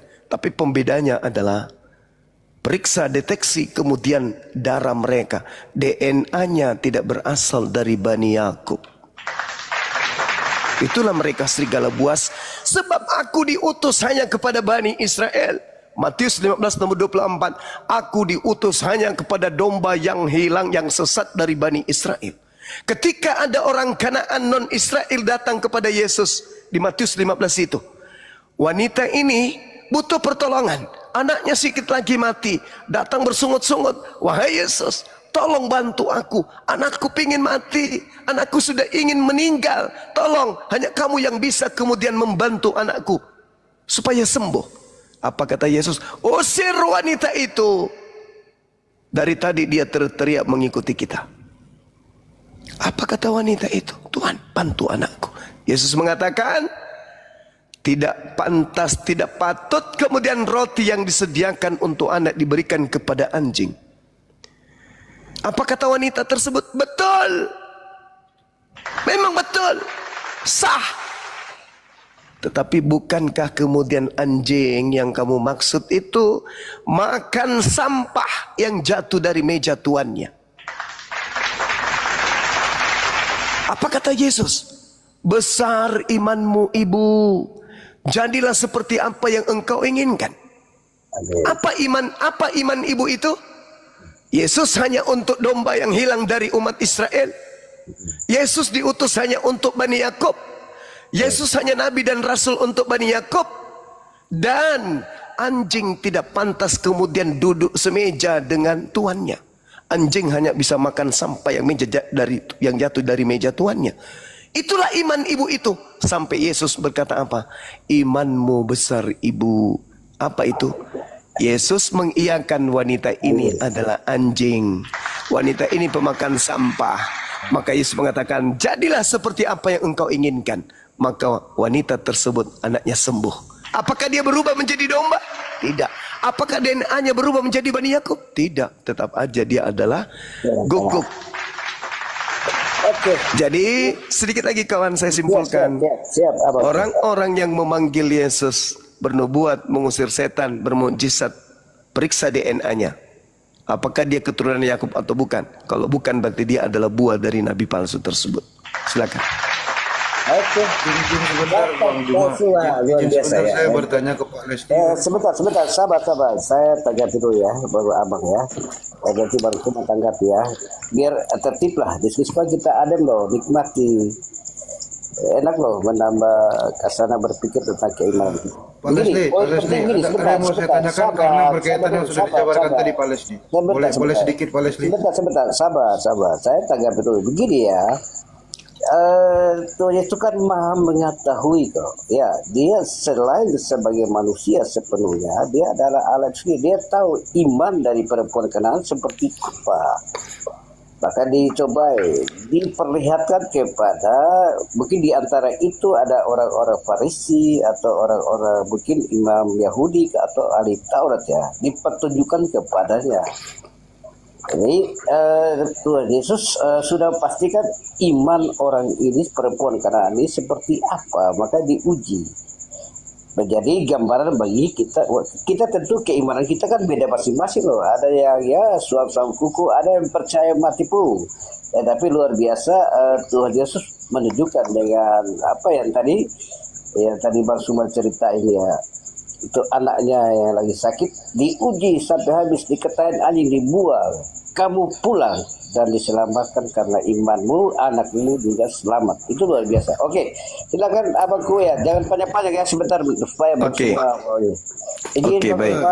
Hormat Bang Suma. Ya, silakan.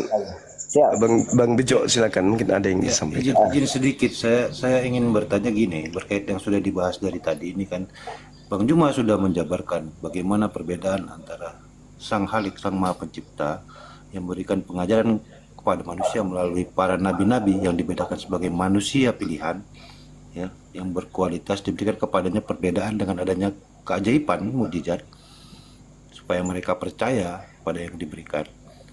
Ini bukankah ya, seharusnya bisa membuat Pak Leslie memahami bagaimana petunjuk dari Yesus mengatakan untuk mengenali siapakah satu-satunya Tuhan itu, bagaimana para nabi yang diwakili oleh Yesus adalah sebagai utusan Tuhan untuk memberikan pengajaran, supaya tidak tercampur lagi apa yang dikatakan Pak Leslie tadi tentang sosok keilahian dan sosok manusia. Ini yang terjadi kenapa? Karena adanya penyesat yang telah hadir, ya, yang telah tidak menyetujui atau menolak bahwasanya sang utusan ini, Yesus ini hadir sebagai manusia. Ini dibedakan sudah, Pak. Jadi jangan lagi disamakan mana Tuhan sama pencipta. Saya kira mau tanya ke Bang Suma ya, izin ya Abangku ya. Saya lagi diskusi dengan Bang Suma ya. Nanti baru diskusi terakhir tadi kalau kita bahas tentang itu ya. Sudah sering ya diskusi tentang itu ya. Jadi begini, saya sudah dengar ya, saya tahu lah itu kan tentang itu kan diskusi tentang keimanan lah. Kita hanya beberapa hal yang praktis, realita dalam kehidupan kita terkait dengan firman Allah baik di Quran maupun di Alkitab saya ya. Jadi mohon izin Abangku sebentar dengan Bang Suma tadi ya. Saya pikir ini orang Kristen juga mau tanya ke Bang Suma ya. Oke. Nanti kita bahas terakhir ya. Terima kasih ya. Hormat. Saya tanggapi dulu yang saudara sampaikan tadi. Jadi gini kawan, kita orang di luar Bani Yakub itu nggak bisa kemudian masuk mengaku-ngaku sebagai pengikut mereka, nggak boleh. Kenapa? Karena Tuhan datang memilih mereka. Baik Al-Quran maupun kitabnya mereka itu menceritakan itu. Contoh Yeremia 50 nomor 17. Yang disebut domba itu hanyalah Bani Yakub. Yang kemudian diserakkan Allah Tuhan Elohim di dalam pandangan Yahudi itu hanya Bani Yakub. Kemudian hukum Taurat itu hanya berlaku bagi Bani Yakub, Yehuda dan juga Israel. Jadi ketika Yesus berkata, aku hanya diutus kepada domba yang sesat dari umat Israel, ya harus percaya dong dengan ucapan itu. Karena tadi kan polanya adalah barang siapa yang percaya dia akan hidup, barang siapa yang tidak percaya kepada Yesus dia akan mati. Yesus berkata, aku diutus hanya kepada domba yang sesat dari umat Israel. Ya wajib kita percaya itu. Terkait dengan kejadian ini di Matius 15 tadi, wanita itu disebut guguk dan Yesus mengatakan, aku diutus hanya kepada domba, bukan kepada guguk. Wanita itu mengiyakan, betul. Tapi bukankah anjing makan remah-remah yang jatuh dari meja tuannya? Yesus mengatakan, imanmu besar, jadilah seperti apa yang engkau inginkan. Jadi yang disebut domba itu ya Bani Yakub, Bani Israel. Makanya penutup dari pengajaran kemudian Yesus, dia bersaksi kepada Bani Israel di dalam Yohanes 5 nomor 36. Ada kesaksianku yang lebih penting dari kesaksian Yohanes Pembaptis, bahwa segala mukjizat yang aku lakukan itulah mukjizat yang aku kerjakan sekarang, dan mukjizat inilah yang bersaksi bahwa Bapaklah yang telah mengutus aku. Mengutus untuk siapa? Untuk Bani Israel. Makanya dibedakan tadi nabi palsu yang nyamar sebagai domba. Maksudnya non-Israel yang nyamar-nyamar Israel. Hukum apa yang kemudian di dalam kitabnya orang Yahudi yang diperuntukkan untuk non-Yahudi? Tak ada. Yesaya untuk Yahudi, Yeremia untuk Yahudi, apalagi Daniel untuk Yahudi, Keluaran, Imaman, Ulangan, Bilangan, semua untuk Yahudi. Lalu mana untuk non-Yahudi? Enggak ada. Lalu kemudian kenapa ada kitab itu di agama Kristen yang non-Yahudi? Yaitu tadi kawan, karena mereka ingin nyamar seperti Yahudi. Nah, kita nggak usah melebar kemana-mana.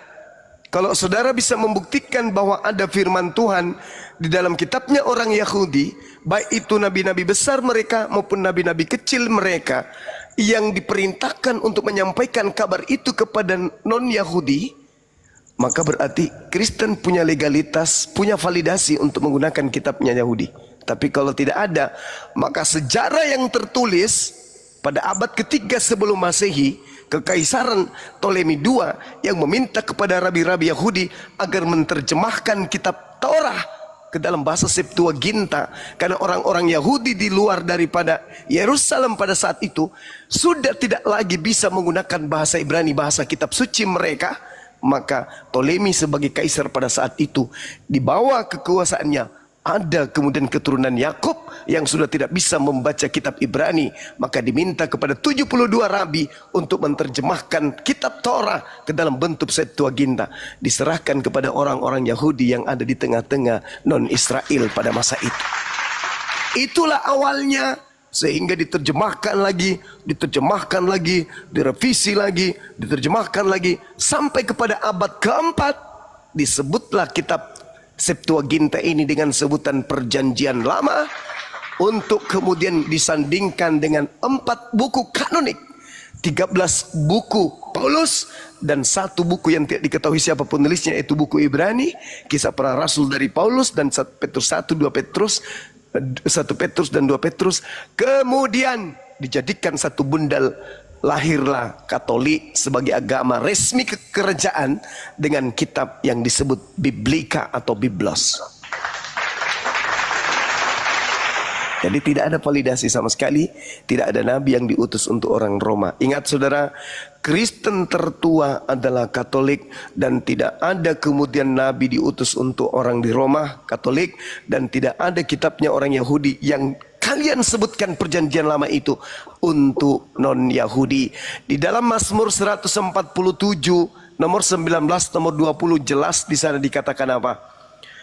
Hukum-hukum yang datang kepada Bani Yakub dan aturan-aturanku yang datang kepada Israel hanya untuk mengikat mereka, dan tidak aku berikan kepada bangsa di luar daripada Bani Israel. Kenapa ini kemudian buyar? Kenapa ini bisa ditabrak kemudian oleh orang-orang Kristen? Karena itu tadi, adanya Kristus palsu yang datang kepada orang-orang Farisi, yang kemudian diminta oleh Yesus, waspadalah kepada orang Farisi, waspadalah pada ragi orang Farisi. Tetapi orang Farisi ini tidak dipercayai oleh orang Yahudi. Coba Anda baca di dalam Kisah Para Rasul 24 nomor 5. Apa kata orang Yahudi? Paulus ini adalah penyakit sampar yang telah menyesatkan orang-orang Yahudi di seluruh dunia yang beradab, dan dia adalah tokoh dari Kristen. Makanya Paulus mengatakan dalam suratnya kepada Galilea, jemaat di Galatia 2 nomor 8, dia mengatakan apa? Aku diutus kepada orang-orang yang tidak bersunat. Galatia 1 nomor 15, aku diutus untuk non-Yahudi. Jadi dia mengambil terjemahan kitabnya orang Yahudi, konsep-konsep kitabnya orang Yahudi, kemudian dia cocokkan dengan suratnya, lalu diberikan kepada orang-orang yang tidak bersunat, orang-orang yang di luar Yahudi. Lahirlah agama saudara. Begitu saudaraku. Siap, sahabatku. Oke, jadi begini ya. Bagaimanapun kekristenan tetap bahwa kedatangan Mesia itu kan sudah dinubuatkan ya, juru selamat ya.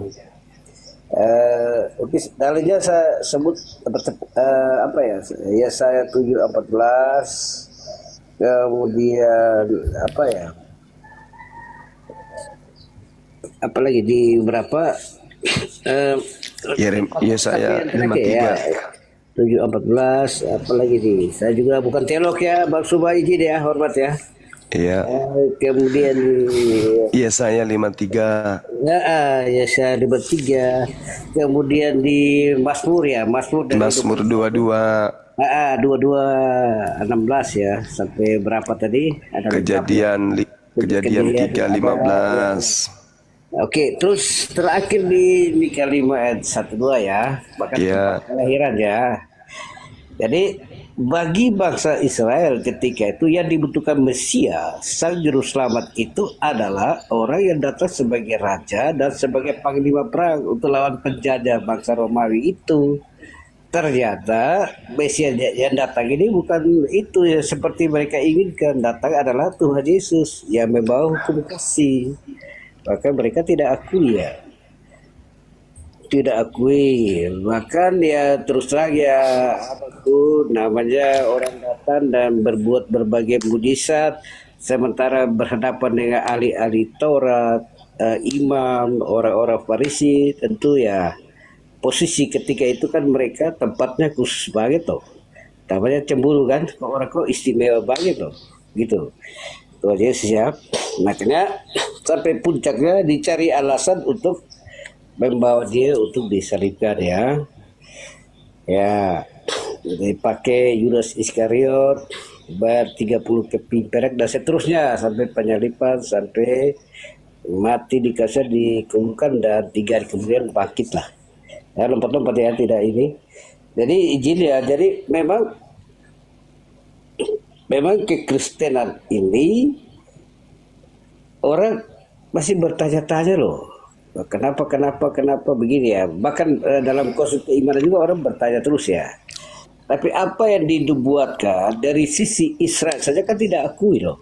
Tapi beberapa di antara saya tidak banyak lah, mungkin minoritas ya. Ada apa Yahudi Mesianik ya, beriman ya. Karena murid-murid Yesus kan orang Yahudi semua, termasuk Paulus juga ya, orang Farisi sebelumnya. Jadi kita tidak memaksakan diri bahwa orang yang datang menyatakan firman Allah dan perkataan dia ada firman Allah itu sendiri kan dia tidak percaya. Ngapain kita memaksa dia? Enggak mungkin loh. Tetapi secara eksistensi keberadaan orang Yahudi ketika itu baik dalam pimpinan imam atau ahli Taurat, orang Farisi kan tidak mengakui keberadaan Mesias bagi kekristenan ya. Orang Yahudi tidak percaya itu, makanya berusaha untuk menyalibkan. Ada beberapa perkataan Tuhan Yesus yang bersinggungan dengan keimanan orang Yahudi. Dalam tradisi Yahudi, kalau disebut anak Allah saja itu berarti habis, pilihannya mati. Ya, anak Allah pasti Bang semua tahu lah. Bang semua sudah telusuri secara alkitabiah, Bang semua sudah tahu detail banget. Jadi itu luar biasa. Jadi memang dalam posisi kita berbeda. Tapi secara bertahap mungkin ya entahlah, sebagian Yahudi mungkin bisa terima atau tidak, enggak penting banget loh. Tetapi luar biasa hingga saat ini orang Yahudi kan masih berdoa ya di tembok ratapan ya, tepi barat menanti kedatangan Mesias. Bagi yang mungkin ya masih tetap menanti kedatangan Mesias. Padahal Mesiasnya sudah ada. Orang Yahudi tidak seperti itu. Dan hingga saat ini kan ya, abang semua tahu lah. Saya satu persoalan yang terjadi begini loh. Baik dalam abang punya keimanan, dari sisi kita juga sama kan. Ini kan orang yang terpilih ya, Bani Israel ya. Itu keluar dari Mesir dengan berbagai keajaiban yang Allah buat dalam perjalanan bangsa Israel. Tapi mereka kan ya, kalau kamu itu kan pemberontak juga loh. Musa mendapat 10 perintah Allah, tetapi ya turun berhadapan dengan Israel lagi buat patung dalam bentuk lembu untuk sembah sujud padanya. Memang Israel ini ya keimanannya tegak teguh, tapi memang di satu pihak umat pilihan, bahasa yang terpilih, di satu pihak kepala batu, begitulah orang Kupang bilang kepala batu, Bang Suba. Waktu tahu bilang kepala batu. Iya sekarang makanya abang semua lihat pertanyaan satu hancur banget loh. Tapi kenapa tetap dia dipilih? Entah itu kurang tahu rahasia pekerjaan Allah dalam kehidupan setiap kita umat manusia. Ya, gitu. Saya poin penting yang paling utama adalah orang yang tegar tekuk dalam keimanan juga tetap menjadi bangsa pilihan, ya. Bahkan begini ya, abangku kalau mau dalam sisi dalam Alkitab atau Quran ya, abang dong lebih cocok, lebih condong ke apa ya, tradisinya orang Yahudi ya. Ya bersunat misalnya ya, izin ya abang, dan beberapa hal lainnya kan. Kalau kita kan tidak. Tapi dalam perjalanan kita seperti terpolarisasi. Di satu pihak abang dong lain dan kekristenan sepertinya dihubungkan dengan Yahudi ya. Mohon maaf ya kalau salah saya. Jadi izin, jadi seperti itu dihubungkan seperti itu. Saya pikir heran-heran, padahal dari sisi keimanan abang juga menjelaskan bahwa Bani Israel kan umat pilihan ya. Gitu ya. Atau abang punya penjelasan seperti apa? Makasih, hormat ya. Izin. Iya. Jadi kalau di dalam Al-Quran itu surah Al-Ma'idah terkait dengan Bani Israel, mereka adalah orang-orang yang dipilih tadinya oleh Allah. Mereka adalah bangsa pilihan. Padanya kemudian Allah mengangkat beberapa raja ya, dari keturunan Nabi Yakub alaihi salam. Walaqad ahzallahu mitsaqa Bani Israil wa ba'athna minhum 12 naqiban wa qala Allah inni ma'akum. Itu kata Allah, aku mengambil perjanjian dari Bani Israel, lalu aku telah mengangkat 12 orang pemimpin di antara mereka. Lalu aku berkata, inni ma'akum, aku bersama dengan kalian. Nah, kemudian Allah memberikan sayembara. Lain akamtumus shalah wa ataitumuz zakah wa amantum birusuli wa azzartumuhum wa aqradtumullaha qardan hasana la ukaffiranna ankum sayyi'atikum wa la udkhilannakum jannatin tajri min tahtihal anhar. Kalau kamu taat kepadaku, kamu beriman kepada utusan-utusanku dan membantu mereka dalam perjuangannya meluruskan manusia, maka aku akan menghapuskan dosa-dosamu. Tapi sebaliknya kata Allah, "Faman kafara ba'da dzalika minkum faqad dalla sawa'as sabil." Barang siapa di antara kamu kufur, ingkar, kafir tentang hal itu, maka sesungguhnya Allah menyatakan mereka tersesat dari jalan yang lurus. Itu kata Allah.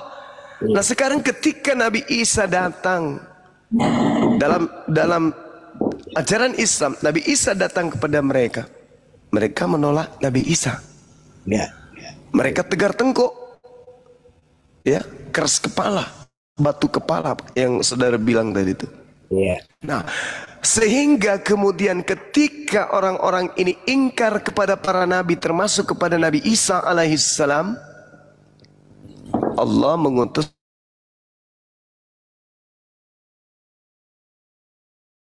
Rasuluna yubayyinu lakum katsiran mimma kuntum tukhfuna minal kitab wa ya'funa an katsir.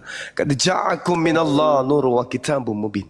Wahai ahli kitab, sungguh nabiku Nabi Muhammad telah datang kepada kalian, menjelaskan kepada kalian banyak dari isi kitab yang kalian sembunyikan. Jadi Allah menuding mereka menyembunyikan kitab. Qad ja'akum minallah nur wa kitabun mubin. Sungguh telah datang kepadamu cahaya dari Allah, yaitu Nabi Muhammad, dan kitab yang menjelaskan, yaitu Al-Quran. Yahdi bihil man ittaba ridwanahu subulas salam. Dan dengan Al-Quran itulah Allah memberi petunjuk kepada orang yang mengikuti keridaannya kepada jalan keselamatan. Dan dengan Al-Quran itu pula kata Allah, Allah mengeluarkan manusia dari gelap gulita kepada cahaya dengan izinnya dan menunjukkan manusia kepada jalan yang lurus. Nah, lalu kemudian Allah menambah, laqad kafara alladziina qalu innallaha huwal masiih ibnu Maryam. Sungguh telah kafirlah orang yang berkata bahwa sesungguhnya Allah adalah Dia Al-Masih putra Maryam. Kafir orang itu. Kenapa? Karena Nabi Isa alaihissalam ketika datang mengajar, beliau tidak pernah mengatakan dirinya adalah Tuhan yang datang dalam rupa manusia. Begitu juga Yesus. Pola Yesus 100% manusia, 100% Tuhan. Itu adalah pola yang dibangun oleh pengikut Kristus, yaitu Paulus. Nah, kemudian di sini saudara saya harus membedakan Mesias yang ditunggu oleh Bani Israel itu adalah manusia. Tidak ada hubungannya bahwa Mesias itu Tuhan datang dalam rupa, itu nggak ada. Mesias yang mereka tunggu adalah orang yang diurapi Tuhan, yang bisa membebaskan mereka dari penjajahan, selayaknya Hezekia, selayaknya kemudian Gedeon, selayaknya Nabi Daud, selayaknya Salomo. Itu yang mereka tunggu, selayaknya Nabi Musa, bukan Tuhan. Ternyata yang datang ke tengah-tengah mereka hanya seorang bayi dari hasil persinahan. Itu tuduhan mereka. Anak yang lahir tanpa ayah, maka dipandang sebelah mata. Nah, endingnya di mana? Ternyata ketika Yesus itu ditolak, Yesus memperlihatkan kalau dia itu betul utusan Tuhan. Tapi dianggap orang gila, dianggap sebagai tukang sihir. Sehingga ketika dia mampu membangkitkan Lazarus, saudara dari Maria, banyak orang yang menyaksikan itu. Kemudian diantaranya ada yang pergi melapor ke orang Farisi. Weh orang Farisi, ini gimana ini? Yesus itu semakin banyak pengikutnya loh. Sehingga orang Farisi ini menghadap ke mahkamah agama. Mahkamah agama kemudian memanggil ahli Taurat, memanggil kemudian imam-imam kepala. Mereka sidang. Mereka kemudian sidang kilat, memutuskan apa yang harus mereka lakukan terhadap Yesus. Itu terekam di dalam Yohanes 11 nomor 45 sampai nomor 57. Mereka berunding, apa yang harus kita lakukan ini terhadap Yesus, karena pengaruhnya semakin besar. Semakin banyak orang yang percaya kepada dia kalau dia itu adalah utusan Tuhan. Kalau kita biarkan saja, makin banyak yang percaya kepada Yesus, maka orang Roma akan datang merampas bangsa kita dan merampas tempat suci kita. Maka imam kepala pada saat itu yang bernama Kayafas berkata, kalian tidak insaf, kalian tidak paham bahwa aku harus bernubuat tahun ini juga. Apa nubuat saya tahun ini? Yesus harus mati demi untuk bangsa kita, bukan untuk bangsa yang lain. Maka di data nomor 53-nya dikatakan,